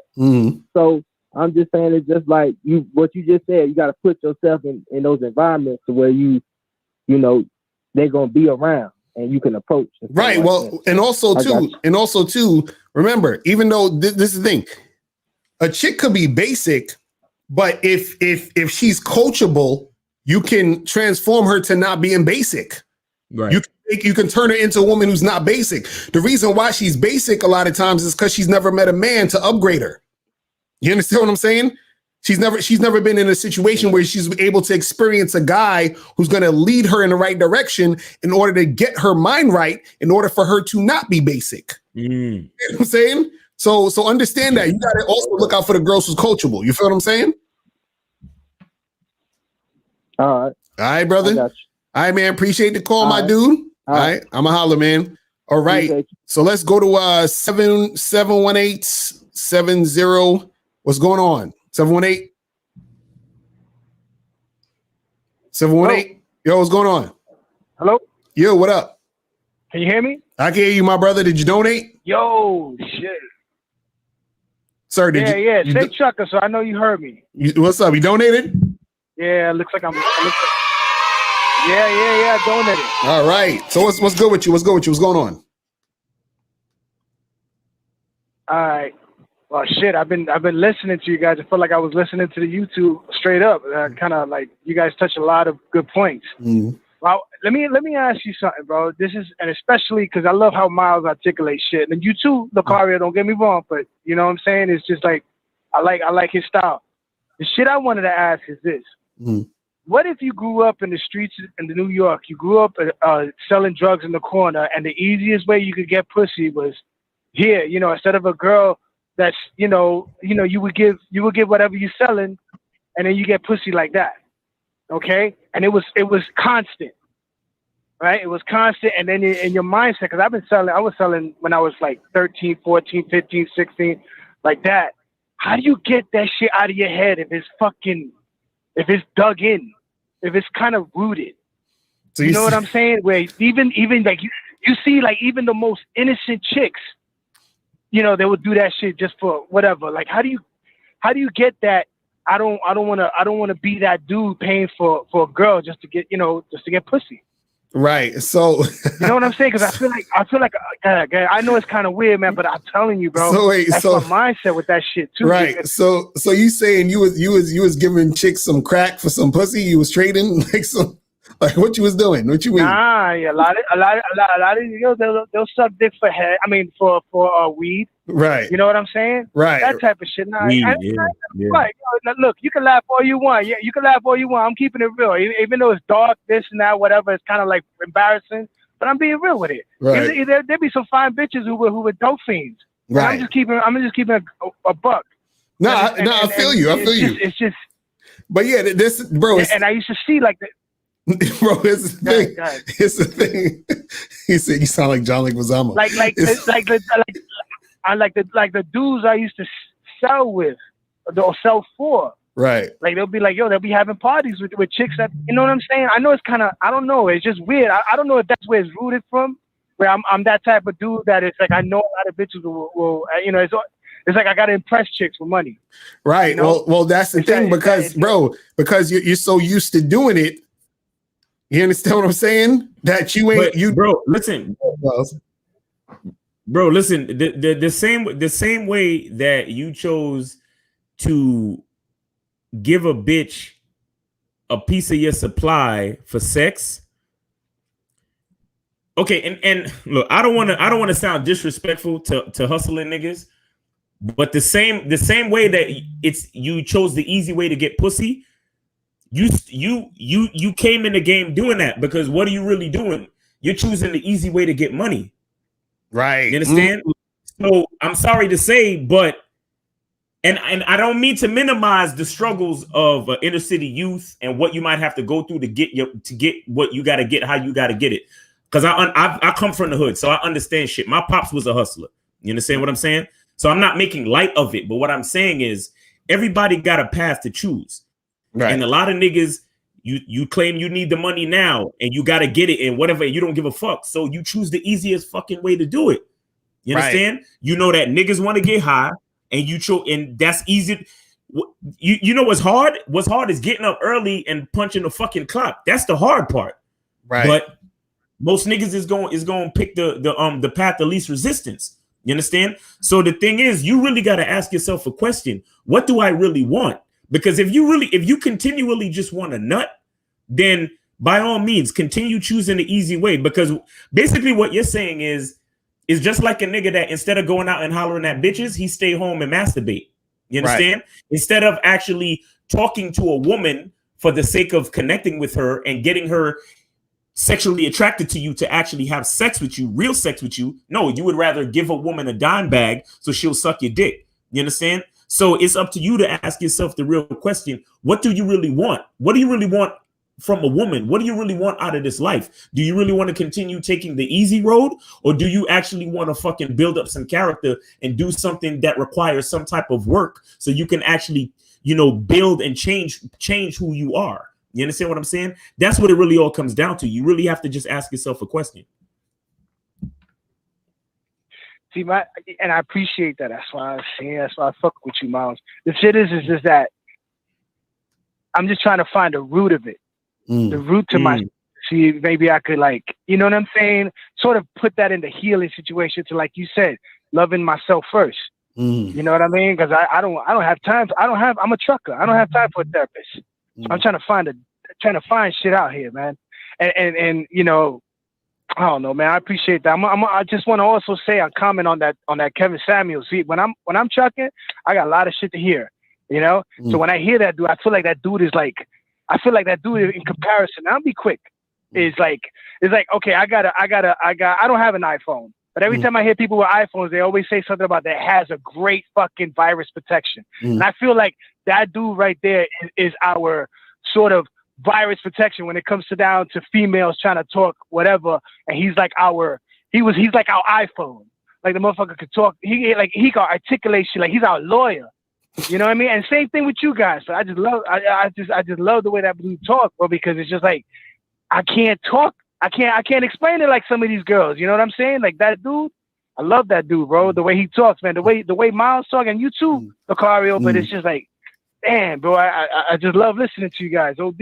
But see, that's the thing. That's the thing. You can though. That's the thing. Yeah. That's all we try to teach you is that you can. It's about, listen, all of this stuff. That's what I said. You gravitate to things that you feel that, you know, you relate to, right? But understand that even with myself, Miles, Kevin, Samuels, whoever you watching, whatever it is, you still got to make sure that when it comes to you, you understand what I'm saying? That you good. You understand what I'm saying? That's about we do this shit for y'all. This ain't for y'all to worry about us. It's for y'all to take what you can from us and then use it for you. You see what I'm saying? So always focus on you. You see what I mean? Because this is what I was talking about, the difference between you know, entertainment and getting actual information. Because see, entertainment is still for you when you're taking it in because you're enjoying yourself and being entertained. But what happens is that entertainment, a lot of times when you're just being entertained, it doesn't help you grow. See, the information and the self-improvement is the thing that helps you grow. You see what I'm saying? So that's why I said where it's cool to be entertained, but at the same time, you have to ask yourself, why do I watch what I watch and why do I take in what I take in? You understand what I'm saying? Why do I listen to what I listen to? And it's going to tell you something about yourself, and it's going to say, okay, wow, man, you know, and when you dig deep into why, it'll tell you a lot of stuff. You understand what I'm saying? So, for example, I'll give you a simple example where if a guy is watching these videos, he's trying to learn game, and he's gravitating to, oh, I guess I should just wait for choosing signals, right? And he has to ask himself, why am I just trying to wait for choosing signals, right? When I know that I'm not getting choosing signals like that in the first place, because if I was, then I wouldn't even have to watch any of these fucking videos. Now, when he gets deeper, he says, you know what? I'm waiting for choosing signals because I'm scared to get rejected by women. So the real issue is he's scared to get rejected by women. He noticed that because he dug deeper into himself by understanding himself through the content he's watching. You see what I'm saying? That's when you critically think. You see what I'm saying? You got to critically think as to why you're doing what you're doing so you can learn more about yourself. So this is what I was saying goes back to you. It goes back to you understanding you through the content. So even though I appreciate that you watch me and Miles, or you watch other people and you're getting tips and information, but always bring it back to you so you can see how it relates to you. You see what I'm saying? Yo, caller, I'm gonna tell you something real. I feel like there's a certain level of work that you need to do for yourself, but listening to us talk it gives your the metaphor is deep on so many levels, because you're talking about, you know, selling drugs or moving, like it's the same thing with drugs. The drugs allows your brain to be entertained for a certain amount of time, just enough so you can feel comfortable, just enough to not do any fucking work to make the real changes. Right. You understand? Right. So the drugs that you sell is just like the entertainment factor of these videos, where you can listen to them and you get a dopamine hit because you like what we're saying, but are you willing to actually take the time to put what we're saying into practice, or are you just gonna, you know, just keep listening? You understand what I'm saying? That's the difference. Right. No, I understand. It's more like, yeah, I want game, but just not yet until I get my shit right. Because I feel like it's gonna come automatically. You know what I mean? It's just like I kind of just get the root to a lot of shit in my life. Right. Where it's like I feel like it's negative and shit, because I feel like I spoke to y'all before. It's like when I chill with the females, it's like there's I got great opening. I got great opening. Right. It's just there's a thing to where you learn them and you're like, damn, this bitch is a hoe. You know what I mean? It's like, and then they want to be your friend. It's like, God damn, and then it kind of like fucks with your head, right? Because you're a certain way, and then you got girls who want to be your friend, and you bond with them. You just do, whether it call me a simp or not, but you do. But then at the same time, you start learning as if they were like your sister. Like nobody wants to fuck their sister at all. I know. Let me just be real. And then they know that their sister's a dirty ass chick, and that's why they don't want nobody fucking with their sister. It's just weird shit. Sometimes some girls are like that.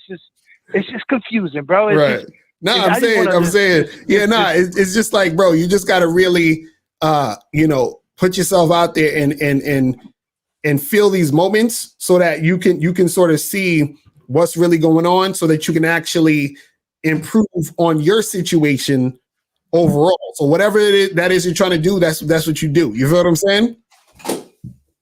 But yeah, man. Right. We I just feel like I've been married twice, divorced twice. I feel like it's like done for me with that relationship shit. You know what I mean? It's just like you said, just trying to do me, man. It's like stacking up your money, but then what do you do with your money? You know, and then you ain't got nobody like share with. That's my mindset. Right. And I'm like, well, what the fuck? I feel alone, bored, this and that. I just appreciate that when you guys are on. You know, sometimes when I'm on the phone waiting, I'm like, damn, he touched that point. I can't even talk about that shit no more. I gotta think about something else. But it's just like, I just want to say thank you, bro. I just want to say thank you, guys. That's what's up, man. We appreciate you, brother. Yeah, man. We appreciate you. Like, honestly, yo, on some real shit, I'm glad that we could be there for you, man. Because, you know, truth be told, like YouTube and all of this content creation is a very comforting vice for a lot of people, you know, and it gets a lot of people through lonely times, through hard times, through times when you don't feel understood. And then it's just refreshing to hear somebody say something that you can agree with and relate to. You understand what I'm saying? So, you know, we don't take any of this shit for granted. You understand? But still, at the end of the day, you know, you still have to set goals for yourself and really start to put in the work on your own, because just listening to us is not enough, bro. You understand? It's entertaining, and it can be very therapeutic, and it can give you a place of comfort temporarily. But at the end of the day, you got to put in the work, man, because if it's important to you, then you got to do it. Facts. Real talk, man. Yeah. So we appreciate the call, my brother. Now go ahead. I was gonna say one more thing, but well, it's like what he just said, like how you guys, it's like you keep me from reading a book because I can't read a book because I'm driving. It's like 24/7. I'm OD driving or I'm sleeping. The shit is like when I hear Kevin Samuels, when I hear you, when I hear Miles, it's like it's like I can't get. It's hard for me to get the ghetto out of me, bro. The hood out of me because I'm from the Bronx. Right. And it's like that trailer. You can't take the trailer trap. You know what I'm saying? Right. So it's like, you know, I'm trying to fucking get that whack shit out of me, so that way I don't attract some whack bitch from the hood. Right. You know what I mean? Right. And and like I wanna nurse. I would love to chill and date a lawyer chick or somebody higher. I want to aim high, but I feel like every time, bro, I just wind up being for some whack ass bitch from the hood. Right. And it's just like I don't want that, bro. And right. You know, I'm a little bit. I don't know what else to say after that. But you get what I'm saying, and I appreciate that. I'm trying to absorb, trying to see if I could, especially how your demeanors are when y'all talk, boy. I mean, sometimes y'all get hood, and I love that shit because I can relate. But when y'all talk that, you know, that esoteric shit, to me, it's esoteric. I gotta learn. Right. I gotta learn from the root. Right. But I really appreciate it, man. Nah, man, we appreciate the call, brother. You gonna be all right though. You gonna be all right, my brother. All right, man. We gonna holler. All right, so let's go to 404. 404. What's popping? Who this? Hello. What up? What's going on? Who's this? This is I actually create content on YouTube as well. My name is Hakeem. His Cash App. What up, man? Appreciate the donation. What's going on with you? It's just something I want to touch on that a few callers ago just touched on. Casey, I think she touched on a lot of deep topics. And my thing is with you, Locario, I've been watching you for years. I really like the content. Men do need to have game. Right. But looking at things, how I look at things, I know you may think I'm coming for your content by saying this. Locario, you don't be really telling guys what's wrong with them or why they don't get women. Y'all like to say something like, it's just a game. When you got to look at it like, just like Casey was saying, it's a lot of guys out here that get on their shit with money and stuff like that, but they still jacking off by themselves at night. So what's really going on? Why this guy working at McDonald's with 18 tattoos, getting out of jail, got women throwing themselves at him, versus me going to school, doing what I'm supposed to do, and every female I date, you know, fuck me over, or most bitches don't want me. That's the thing. That's what I be telling y'all though. My thing. That's what I tell you. It's like Because you just said exactly what I said. You saying that the nigga that work at McDonald's with some tattoos and all that, he's getting these chicks, but you doing your thing and you on point and you making this happen, but these chicks is playing games, right? Yeah. Right, and this is what I say. My thing is this. Go ahead. Locario, my thing is this. Why I don't sometimes agree with, now, of course you got to have game, but it's like you scared to tell your subscribers what's really going on. Like, I'm that dude who's going to tell you, dude, you fat. My nigga, you ugly. You're not like a above average, guy for females. Right? That's just me. I'm not trying to hurt your feelings. I'm not trying to, like, KC said a lot of good shit, bro. Like, he said a lot of good stuff. My fault for cussing. I don't know if you like a lot. Nah, you good, you good. But he said a lot of good stuff. Like he said something about if a man being high value don't got nothing to do with his wallet most of the time. You can easily be a dude that can get money and still struggle with women. And Locario, you know this too. What is really going on? Most women don't find you attractive. This is why it's a lot of men out here. I'm gonna be honest with you. 80% of men is not attractive. You can Google this shit. Most of the men, when you go out like in public, out of weight, overweight, out of shape. You know what I'm saying? And you see the guys that probably would get some pussy. It's not like you get anything, but we got eyes. So are you saying? So basically, hold on. So basically, hold on. So basically, hold on. So basically, what you're saying is that you're saying the thing that I'm not telling them is that the reason why they not getting girls is because they ugly. You hold back from it, Locario. You hold back from it. You said I hold back from telling dudes they can't get girls because they ugly. Is that what you said? No. You said you teach the game perspective, and yeah, you do how to have game. You do, but let's be honest, Locario. There's only so far a game to get you, dog. What's the other thing? That's what I'm saying. Like, what is the other thing that the guys need? Because I want to know what you're getting at. Y'all kind of know what I'm getting at. I just said it like, no, nigga, you ugly to that female. That's just what that is. You can only get but so far. Like most guys, and I'm gonna actually drop a gem on guys. Your body weight is your attraction. It's hard to be ugly, lean. Like I don't know too many people that's in shape that's ugly. I don't know. I don't know if you know. But also you have to understand. Hold on, you got to understand something though. Is you can't see as a man, you can't really understand what a woman finds sexually attractive though. Do you understand what I'm saying? Meaning that you might see a guy and say this nigga's ugly. You see what I'm saying? Come on, man. Let's get real honest right here. No, I'm telling you. I'm telling you.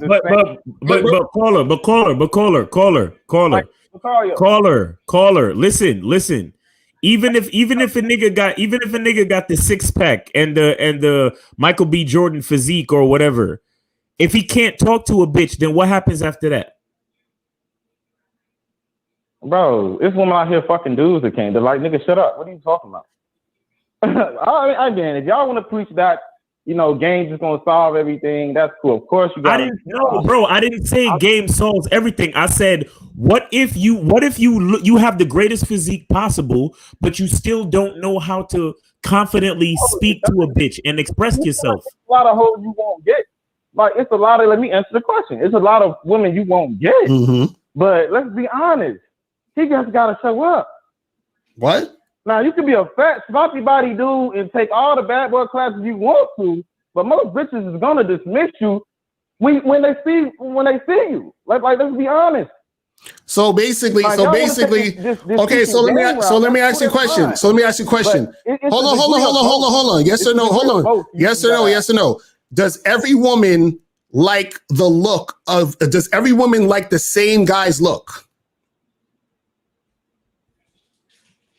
Do you understand? Do you understand the question? My thing is this, Locario. No, I'm asking yes or no. Yes or no. Does every woman like the same guy's look? Of course. Come on, I know. Not every. Okay. So what I'm saying is this. Like, I don't know how you look, but let's say for example, right? What is it? So let's say for example, right? I go and approach a girl. Right, I'm a 5'11" dark skinned guy, right? and let's say another dude approach a girl, and he's a white dude, and he's my height, but he's white with blonde hair and blue eyes. Right now, if that woman likes black dudes, it don't matter how good looking the white boy is, and vice versa. If she like white boys, it don't matter how good looking the black guy is. You understand what I'm saying? It depends on that. No. It depends on that chick's specific type, right? So what happens is that chicks have different types, and then chicks also have open types. So that means that a woman could like both types of guys. You see what I'm saying? So what I'm saying is that there's a variety of looks that women like. Sometimes a woman will fuck with a dude where she likes his arms. He got nice arms, so she's attracted to him physically because of his nice arms. It ain't got nothing to do with him having a pretty face and none of that shit. You see what I'm saying? Locario, hey man, I mean, I support what you preach, man. You got to have game, but I'm still stand on what I stand on. This nigga, you know what this nigga do? He sound like them bitches that call in to Kevin Samuels and be like, Kevin, I love you. I agree with everything you say, but I want to ask, wait, caller, what is game to you then? What does game mean? What is game? Game is you not just not being a fool. Like you knowing, to not give a woman your wallet. To not give a woman, you know to act a certain type of way to where she don't think you green. Like I'm from the hood. I don't know if, I'm from the South in Atlanta. So if you're a trick, they call you green out here. You know what I mean? You can't be green. You can't be a green ass dude. But my thing is, if you're a good looking dude, it's a lot of shit women ain't gonna try you on. Like nigga, you gay. You. What's going on? Okay, so look. Okay, think about this, bro. Okay. Understand that game. Let me explain what game is. Game is a strategy to get what you want, right? It's a strategy of a way of doing things to get what you want. So let's say you a guy who who some people would consider not the best looking guy. Let's say you're a guy who's overweight, right? Now, if you're an overweight guy, what he would do because of his game is he would strategize to say, let me find the women who are attracted to the type of guy I am. You understand what I'm saying? So he's going to interact with women to find the types of women that he likes and who likes him. Now, he can say, yo, I can improve my look. I can improve my clothes. I can improve my mouthpiece, and I can probably get more women. So that will be a strategy to get more women. My thing is this, man. Even ugly people don't like ugly people, man. Like I can really, but this is what I'm saying, bro. Who's ugly though? Because somebody who's considered ugly to one person could be good looking to another person. What are you talking about? You gotta let me respond. Go ahead. Go ahead. My thing is this, like, even fat people don't like fat people, Locario. It's like, I understand what you're saying, man. Like, you gotta say the truth though. Like, tell your listeners what's really going on. Even fat people don't like fat people. They only get fat people because you're the only motherfucker that'll deal with me because I'm fat. So hold on. So how is it that you got fit people who have fat girlfriends or boyfriends? How does that happen? The majority, that's not a majority though. Come on, Locario. You trying to talk about statistics, bro. Like I'm looking at percentages, man. What percentages? Like, just like to answer your question by earlier, by what you saying, do women like the same dude? Look at the game, Locario. It's a lot of women leaving a lot of single guys single and fighting over other bitches' mans. You know why? Because the majority of women is attracted to the same type of guy. If you're not attractive, don't matter how much money, how much game you can get, if you're not really what a woman likes. We're talking about white and black. We're talking about a black girl trying to talk to two. Okay, so let me ask you a question. How do you look? How do I look? Yes. What's your YouTube channel? I would say I'm average. What's your YouTube channel? My YouTube channel. You don't know your YouTube channel, brother? I'm trying to see how you look. I'll be changing the name. Give me 1 second. I got. Bro, you don't know your YouTube channel, my brother? I just changed it. Hold up. It's Adam before Eve. Adam before Eve. But you know what you trying to make it about me? It's not about me. No, because I want to see if you should. No, I'm just trying to see if you should give up in the game. Because if you don't look good, then what's the point of doing anything? I'm just trying to save you some time. Hold on. Hey man. Hey man. No, I know I'm being serious. I'm being serious. You trying to get into some other shit? No, I'm being serious because you said I'm being serious because I mean, you can say what you want. I mean, I love the free promotion. I can't even find his channel, bro. As you said, Adam before Eve. I mean, that's cool. My thing is, hey man, I put my 2 cents on it. No, hold on. Don't go yet. I'm trying to find your YouTube channel. You said it's Adam before Eve. I'm not even gonna do that. My thing is though, LaCar, you date white bitches, so how can you even like most bro? Curve you, like, bro, let's not even do that, bro. Like, I'm trying to find your channel. So I can see how you look. Another man, so we can help you out. Another man. I'm trying to help you out. I'm trying to help you out. Get a black bitch. I get black bitches. Yo, caller, hold up, caller. Are you saying that fat dudes should just give up? Is that what you're saying?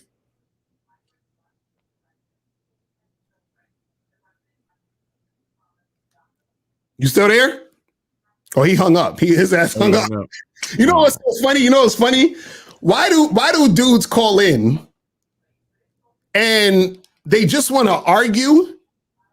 And why don't you just call in and say that? Like, just call in and be like, yo, I'm just here to argue, my nigga. Like, you know, no, I'm telling you, he is exactly the type of bitch to call Kevin Samuel and be like, Kevin, I love you. I love your show. And I like a bitch that says, yo, I'm trying to be respectful on your platform. Right. You know what I'm saying?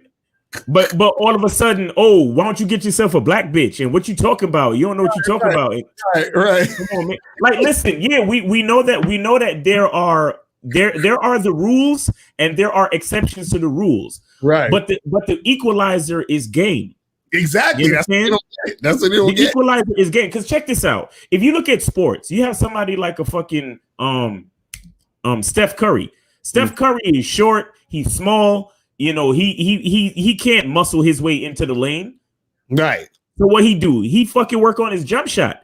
Exactly. And when they see him pull up to the fucking 3-point line, they get scared. Exactly. And then he just do a little fake, and then he can easily get to the basket. Right. That's what game is. Mm-hmm.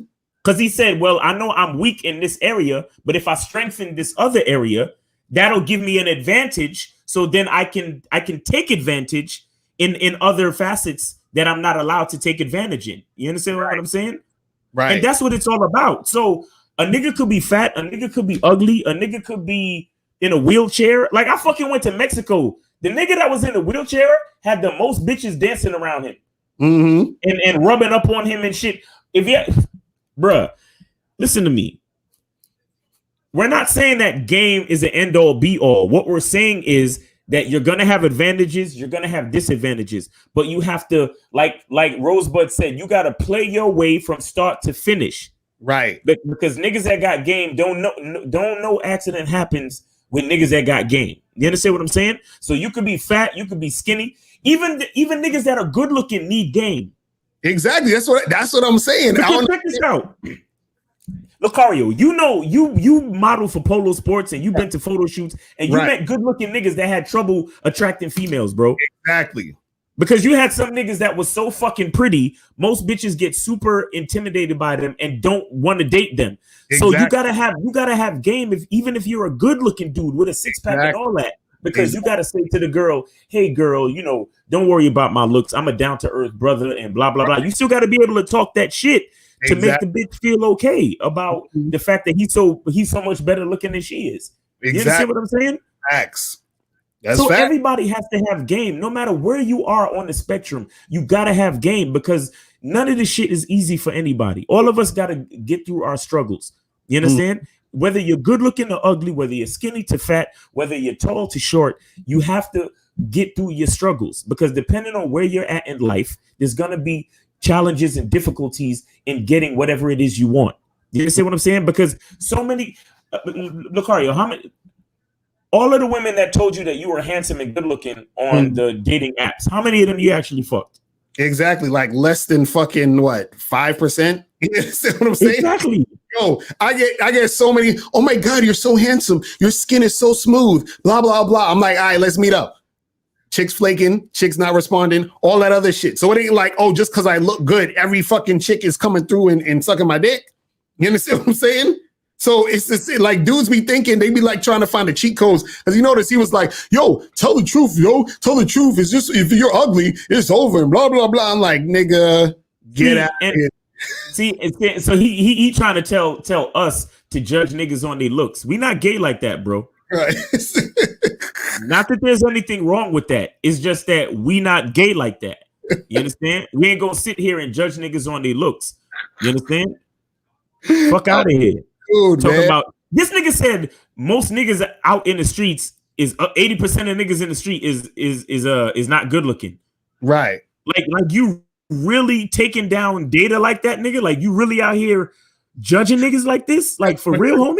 That's the fact, and that means he think a bunch of dudes is handsome. You know what I'm saying? Like that means he thinks this nigga's dick wiggle for 20% of niggas. Right. It's crazy. Well, let's go to these calls real quick. Let's go to 646. 646 was popping. Who this? 646. Hello. What's going on, my brother? Hey, what's good? What up, bro? Did you donate? Yeah, this is Shia. Yes, sir. That's what's up. That's what's up. Yeah, I have a question. I mean, I think I know the answer, but would you say that most women want beta males? Like in theory, they probably want the alpha males, but they go for the beta males. I mean, pretty much. Think about it this way. I'll answer that with another question. Do you think that most niggas want dimes? Yes or no? Yes. Okay, well, who do they go for? Yes. Who do they go for? The sixes, the fives? I guess the ones that they can get, the average, exactly. Quote unquote average, exactly, below average. That's all it is, bro. It's the same concept. You understand what I'm saying? Facts. That's it. What keeps its own level? You understand what I'm saying? So chicks, they would want that alpha, sexually attractive guy. And to see the difference between women is women can get those dudes to fuck them, but they can't get those guys to stick around. They want those guys to stick around, but they can get the dudes to stick around. You see what I'm saying? So that's really what it is. It's that people are going to be able to get and attract at their level. You see what I'm saying? And see, because look, it all starts with a mindset, right? The mindset you have is going to create the person who's going to be attractive enough to get the person they want. You understand what I'm saying? The mindset creates the level. Exactly. Because Locario, when you went just now, hold on, Shia. Just now when you said level, everybody's probably thinking about, the sexual marketplace value. So if you're fat, then your level is down here, or if you're short, then your level is down here. But what Locario was saying is that water reaches its own level, meaning that whatever level you think you're at, more than likely that's the level that you're going to attract. So if you think you're just a fat ugly nigga, then you're only gonna attract bitches on that level. You understand what I'm saying? But if you think that you're an attractive, confident dude that could get any chick you want, chances are that you'll be able to get most chicks. You see what I'm saying? But it has to do with your mindset. Right, because what you're going to do is you're going to take action based off that mindset. You see what I'm saying? And then by taking action based off that mindset, what's going to happen is you're going to find women who are attracted to that energy, because you're going to find women who are going to be like, damn, this motherfucker confident as shit. This motherfucker, he's on point. He know how to speak to me. I feel, and then you're going to find one of those chicks who's going to gravitate to you. So this is why when dudes be talking surface level a lot of times, they're like, oh, well, you got to look this way. You got to have this. And it's like, okay, that's cool, but you don't have the mindset that's going to be able to make that shit actually flow on a consistent basis for you to actually make stuff happen. Like for real. You understand what I'm saying? Right. But that's what it is. So that's why, a lot of women want because look, think about it this way. Let me flip it. So like when you talk about women and they want a beta male, they don't really want a beta male. They settle for a beta male. They want the alpha male, but they don't have the type of mindset that it takes to get the alpha male. Because think about it this way. What happens with the alpha male is the alpha male is able to get a multiple amount of women that's interested in him, that's sexually attracted to him, that want to fuck with him, right? So let's say that woman wants that guy to stick with her, right? Why should that guy stick with her when he could fuck with a bunch of other women? You understand what I'm saying? What's going to make him stick with her or want to stick with her is that there has to be something different about her than the other chicks, right? Now, if she has a certain mindset, she's going to be different than the other chicks because she's going to say, you know what? I have enough game as a woman to understand what men actually want. And I'm able to create myself into that situation or put myself into that situation of being the type of woman that these men want. So now I'm going to stick out, I'm going to stand out, and then that guy's going to want to fuck with me. But what happens is that she's going to say, you know what? Let's say she is overweight. Her mindset is going to tell her, yo, you know, you're going to have to actually look better than you do to attract the type of guys you want. So she's like, oh shit, let me hit the fucking gym. She's going to hit the gym. She's going to learn to cook. She's going to learn how to be cooperative and submissive. And then so what happens is that when she gets in contact or that alpha male dude comes around, he's going to be like, oh shit, because she hits on all cylinders. So what's going to happen is that alpha male, yeah, he fucking this girl and that girl, but that other girl just got good pussy. The chick who has the mindset, she got good pussy. She's cooperative. She know how to cook. She's submissive. She's everything. And she's fucking Captain Planet. You understand what I'm saying? Like when all the powers combined, that bitch is on point. So what's going to happen is that nigga is going to take notice, right? And then she'll get him. But see, the women don't want to do that. So then they say, fuck it, I'm not trying to do all that work. I'm going to just settle for this beta male nigga. And men are the same exact way. You understand? We don't want to put in no work to be more confident, to work on our mouthpiece, to work on our appearance, to work on our look, to work on our confidence, all this other shit. So then we settle for the chicks we think that we can get instead of actually going for what we want and actually having the mindset to figure out what we need to become to get that type of energy. You understand what I'm saying? So it's the same thing. A lot of niggas are lazy. And again, this goes back to what I was saying earlier about the entertainment versus the information. When you're so busy trying to be entertained, you don't improve yourself. So you just stay in the loop of entertainment. You stay in the loop of basically jerking yourself off by, you understand what I'm saying? Just giving yourself that goofy ass energy of you trying to validate your bullshit instead of leveling up and really being about that life so that you can get the thing you're fantasizing about. See, women are fantasizing about getting that high value, attractive dude. Men are fantasizing about getting the dime, but nobody want to put in the work to be that person to get the dime. Because guess what? That alpha male nigga and the dime chick, they also want a person who's attractive as them because they've been working on themselves being attractive too. So they want somebody on their level. You see what I'm saying? That's what it is, bro. You see what I mean? No, makes sense. That's what's up, bro. But man, we appreciate the call, my brother. All right, we got to get a few more of these. All right, let's get a few more of these before we get up out of here. Damn, this shit is freaking lighting up. Okay, we're gonna get to these last calls and we're gonna head up out of here. 281, what's popping? Who this? What up, gentlemen? I donated, by the way. It's Joe. That's what's up. What's good, y'all? What's going on? Hey, yo. I just had to call in and say something real quick. What is with, and I'm not necessarily putting it on this brother in particular, but I've noticed what is with all these niggas in this new age of, like, you know, Kevin Samuels' recent popularity. What's with all these niggas calling in to y'all show and Steve's show talking about, like, yo, what's good? I fucks with you, but here's what y'all is missing out on. And they just drag down the whole show with this bullshit. Like, what is with all these people just calling up, acting like they know shit, and then they talk for a few minutes, and then they ended up exposing themselves as, like, you know, like typical dudes that be on that fucking PUA fucking 2014 level of thinking. Well, the thing is, dudes are attention horn, bro. That's all it is. Dudes want to do, again. They want attention. That's some female shit. I don't get it. Is it seriously that bad out here? It is. Like, goddamn, I'm trying to sit here, listen to the words y'all are saying, trying to, you know, improve my game every day, you know, trying to work on my shit, you know, trying to listen to the words y'all say, absorb the knowledge y'all trying to spit. And then these motherfuckers keep calling in, talking about, like, oh, here's what y'all are missing, and then blah, blah, blah, blah, blah. They don't ever actually say shit. They just talk in circles. They waste time. They drag the show down. And then y'all got to end up fucking repeating, like, typical basic bullshit to these niggas that, like I said, they just end up exposing themselves.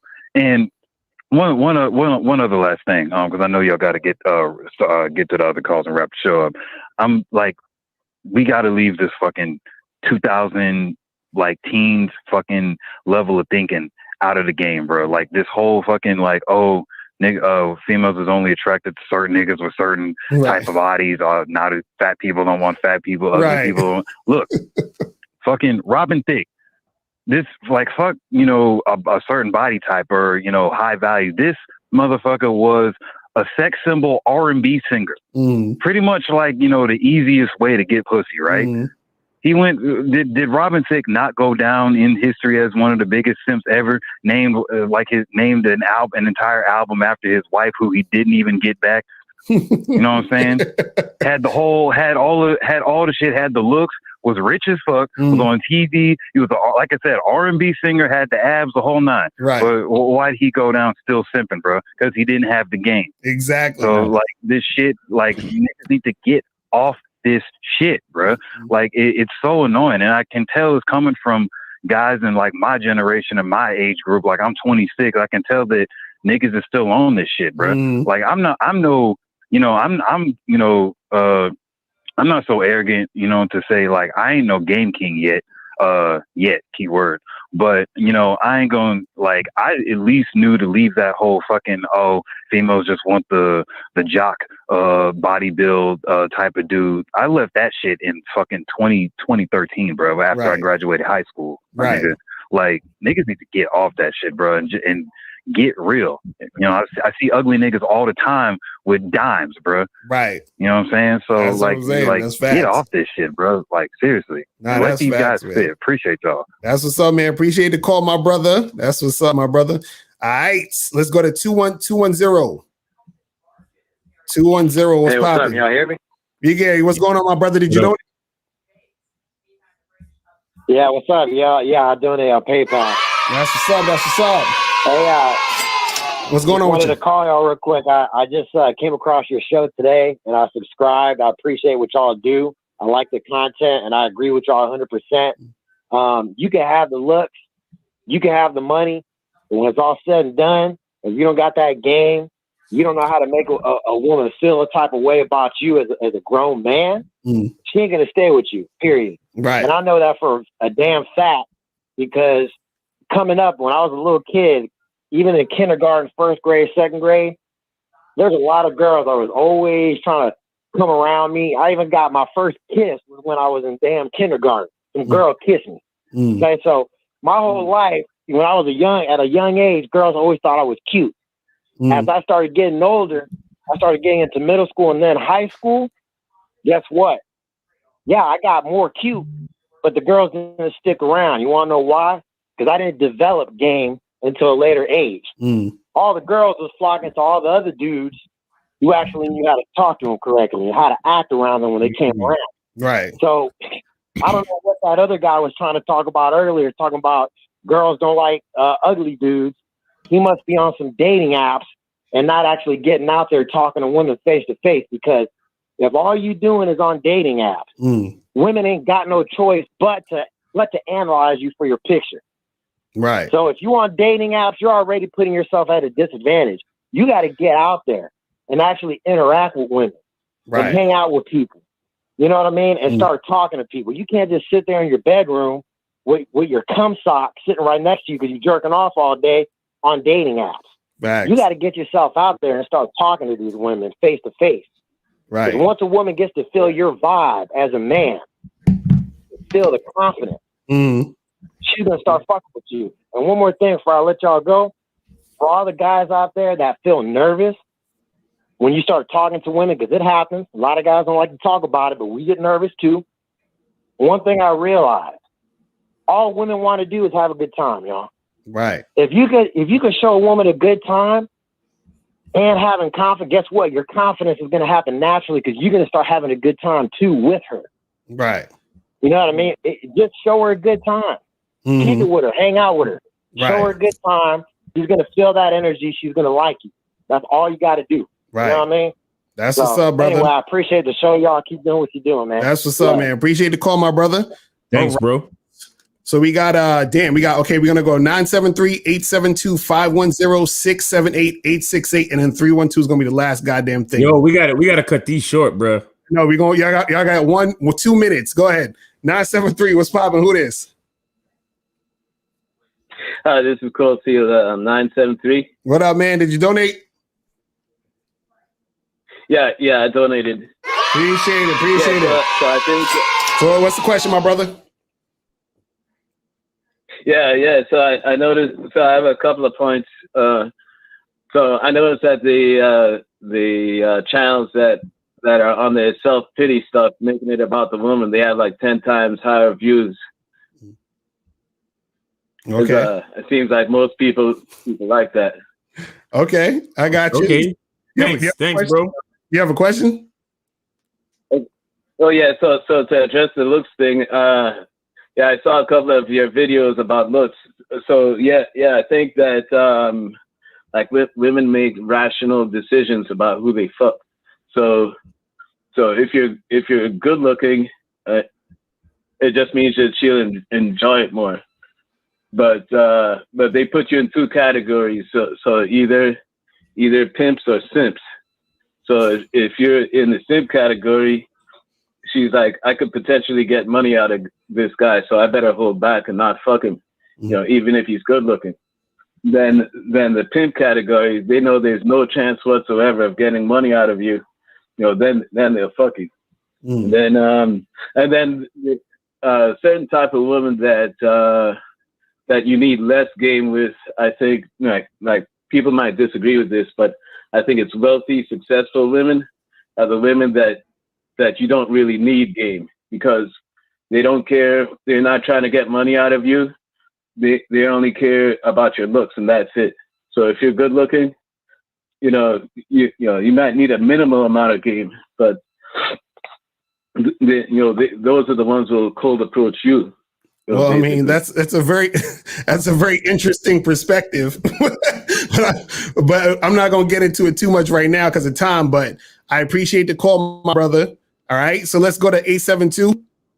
872, what's popping? Who this? Yo, Locario Mouse, who has the biggest dick? Let's go to 510. 510, what's popping? Who this? Hello, can you guys hear me? What's up? What's going on, bro? What's going on? I donated, man. That's what's up. That's what's up. Man. I love y'all. Appreciate it. So what's good? Love y'all, man. I always recommend it. So look, I also read a little bit of your book too. You mentioned how it wasn't always a good idea to date chicks at your job, right? Which is always smart, but you also go into a formula on how to do it. On how you should always, if you don't do it, kind of like wait, hold on. Don't say anything because it's in the book. They got to buy the book to say what I'm talking about. But go ahead. Got you. Right. All right, I'm gonna just get to the question, man. So, how do you? Because I work in a hospital. I work in a female-dominated career. I done slayed a lot of chicks, but even at the hospital, I know like you got to be careful, right? But how do you have that same level? How do you leave the door open for chicks to make that move on you while you working, and not be the dude that's a hound that's taking action 24/7, or that's giving off that vibe, because there's times where you just want to be quiet, you want to chill, especially like a job like me where I'm assistant nurses, and it's like where you got to like just play it cool, but there's times where it's like where you said you got to like sometimes you want to validate them, but you don't want to do it also because you're at work. So I'm just want to know I'm curious to know how you and Miles would navigate like a job like that. Like if y'all was in a hospital and navigating a job where y'all was around women 24/7. Well, the thing is, I would again, like the shit that I say in the book is how I would do it. You feel what I'm saying?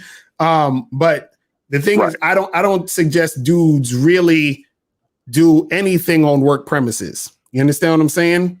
And the only thing I would say is that if a woman is unless a woman is blatantly coming at you and making it blatant that she's really trying to make something happen, right? Then I would say don't even deal with it. You understand what I'm saying? And even if she is, you don't want to do it there. You understand? So it's hard for me to say because I can't say too much because I talk about it in the book. You feel what I'm saying? But the thing is that Yeah, go buy a book.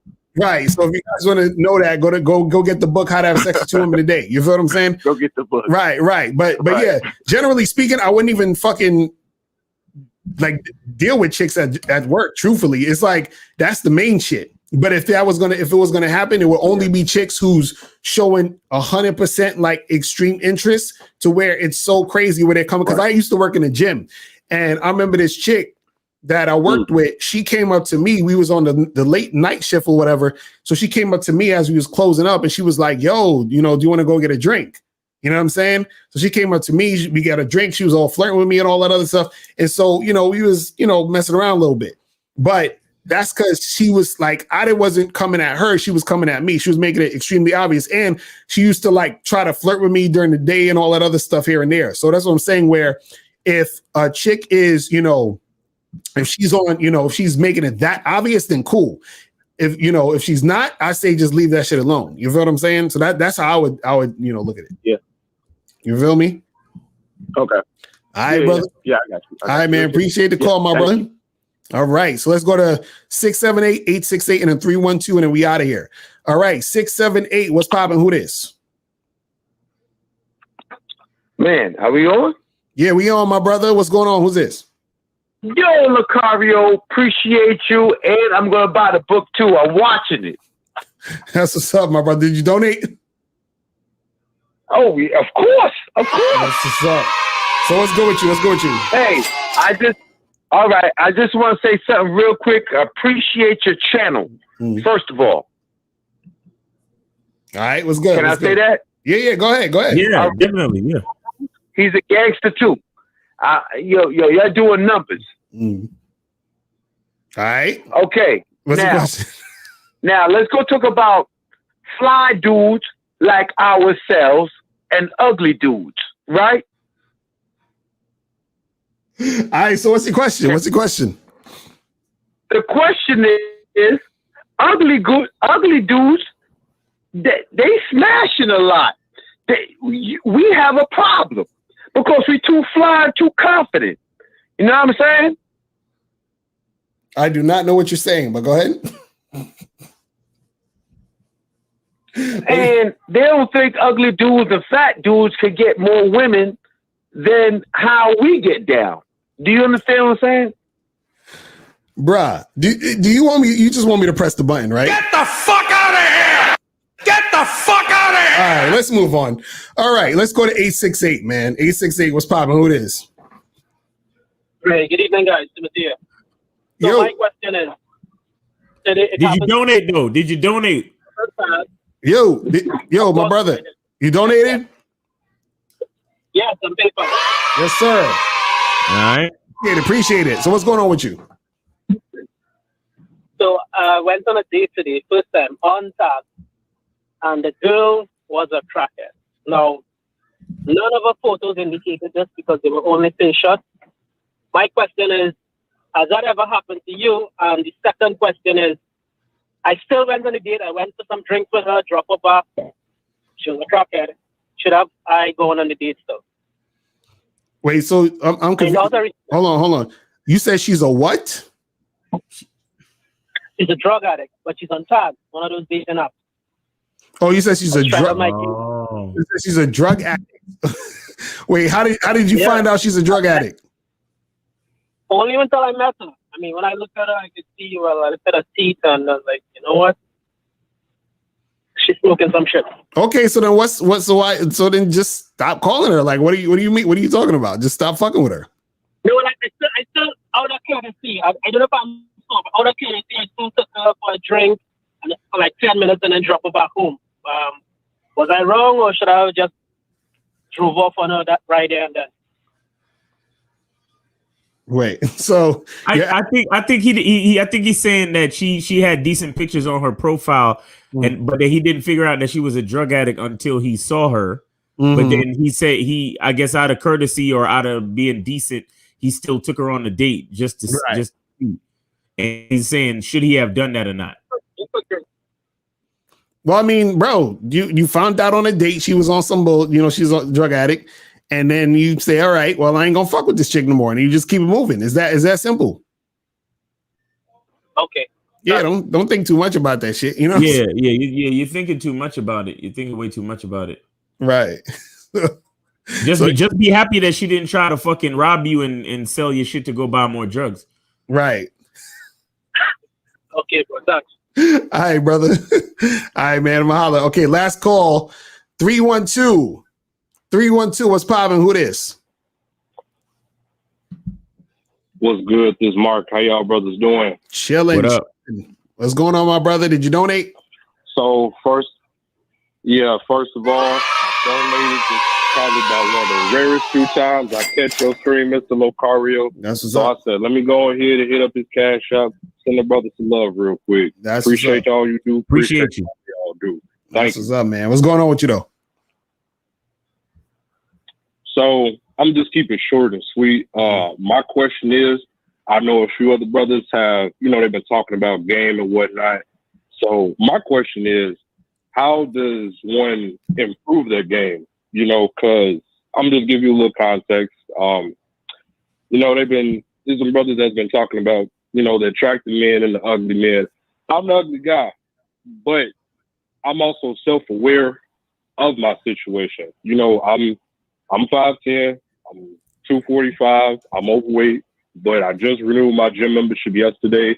Now that I'm on vacation from work, I can put more time into the gym to improve my body.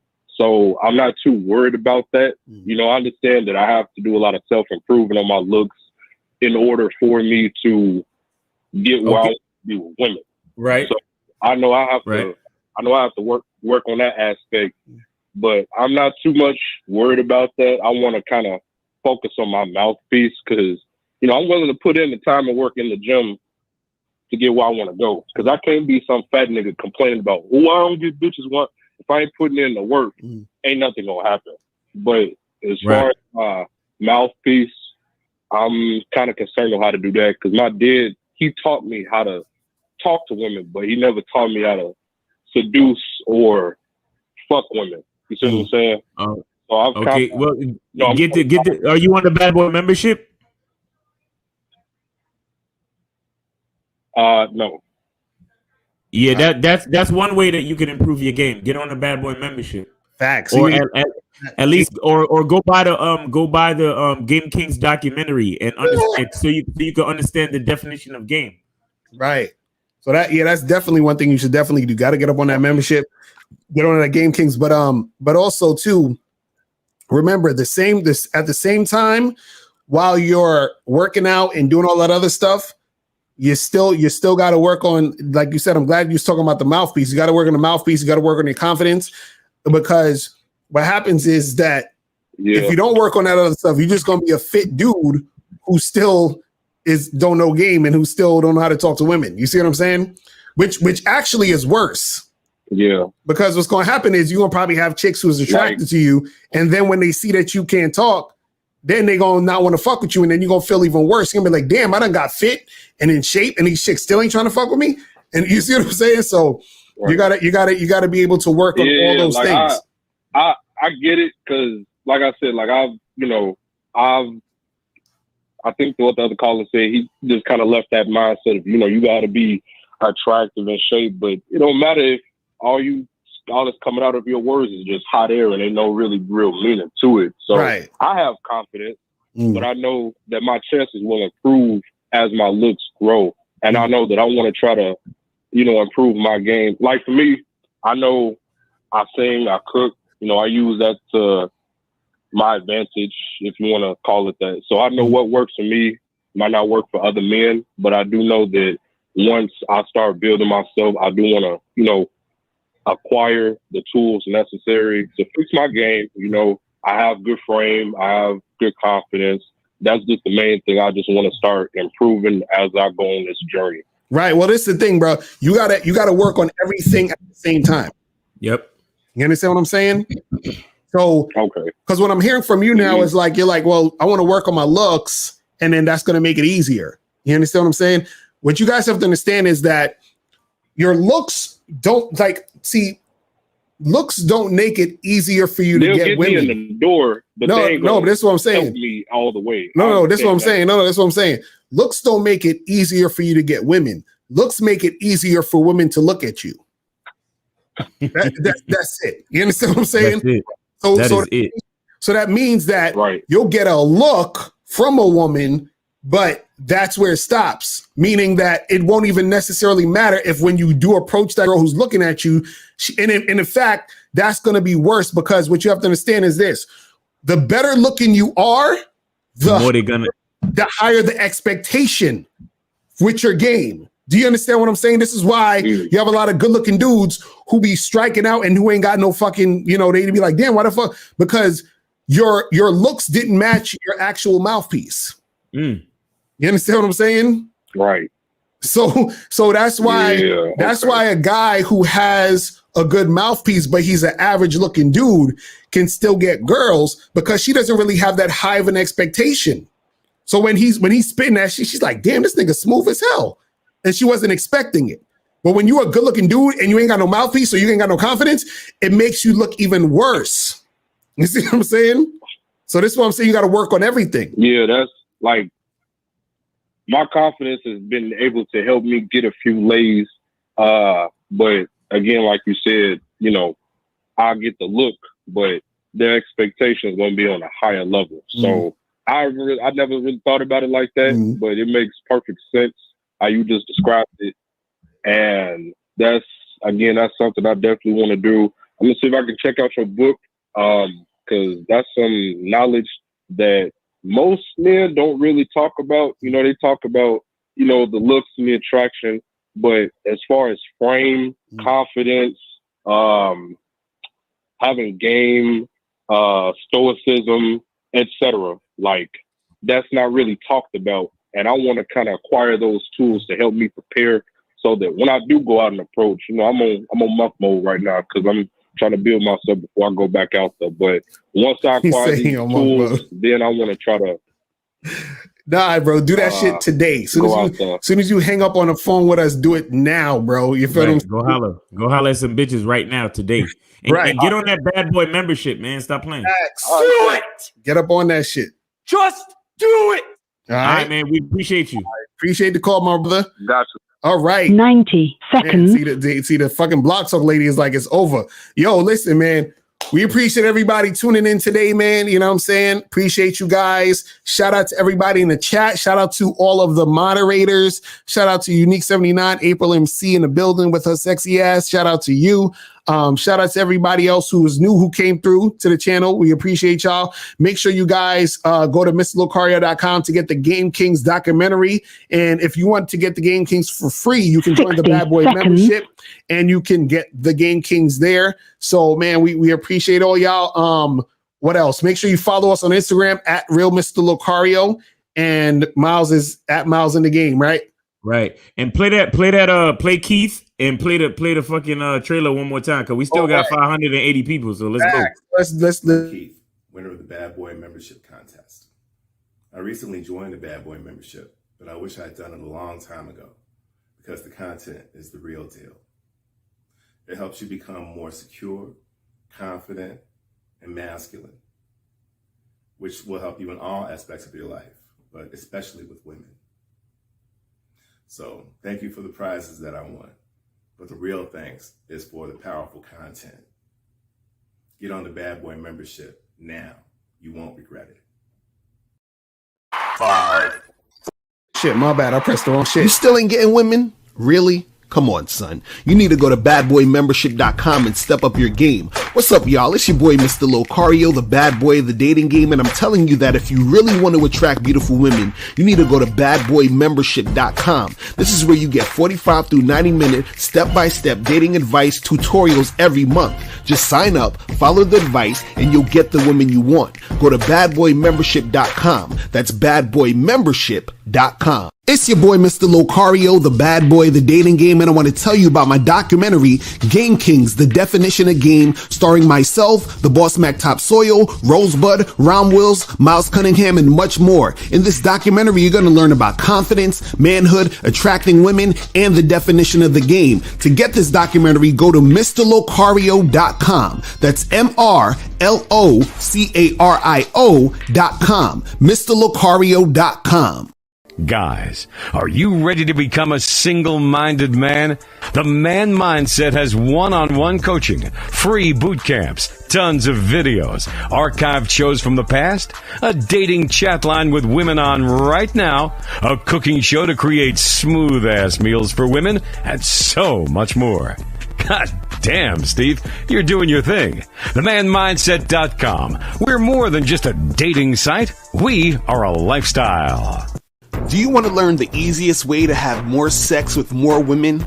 Then get the critically acclaimed book, How to Have Sex with 2 Women a Day. In this book, you'll learn everything you need to know about attracting and sleeping with beautiful women. That's How to Have Sex with 2 Women a Day. Get your copy today at mrlocario.com. That's mrlocario.com. mrlocario.com. All right, guys, that's pretty much it. We are out of here. Appreciate everybody tuning in. Hit us up, man. We here every week, every Friday, 4 p.m. Eastern Standard Time. You know what I'm saying? And also Mondays at 10 p.m. Eastern Standard Time. So make sure you guys holler at us. Appreciate everyone that was watching. Spread the videos around. Subscribe, all that other good stuff.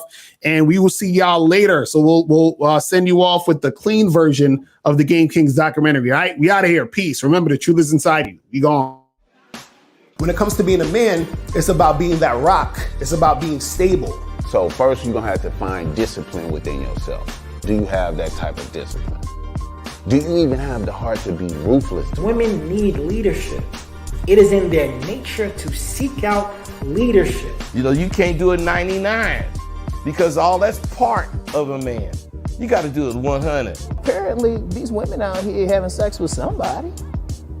Apparently, they're getting pregnant with somebody. Shoot, somebody getting some.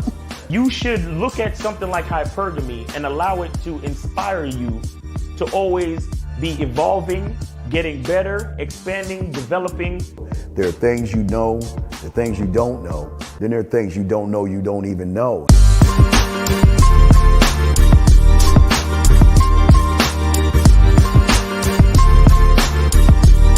There can be 10 of us in one room, and there's one question, and there's 10 correct answers, all different.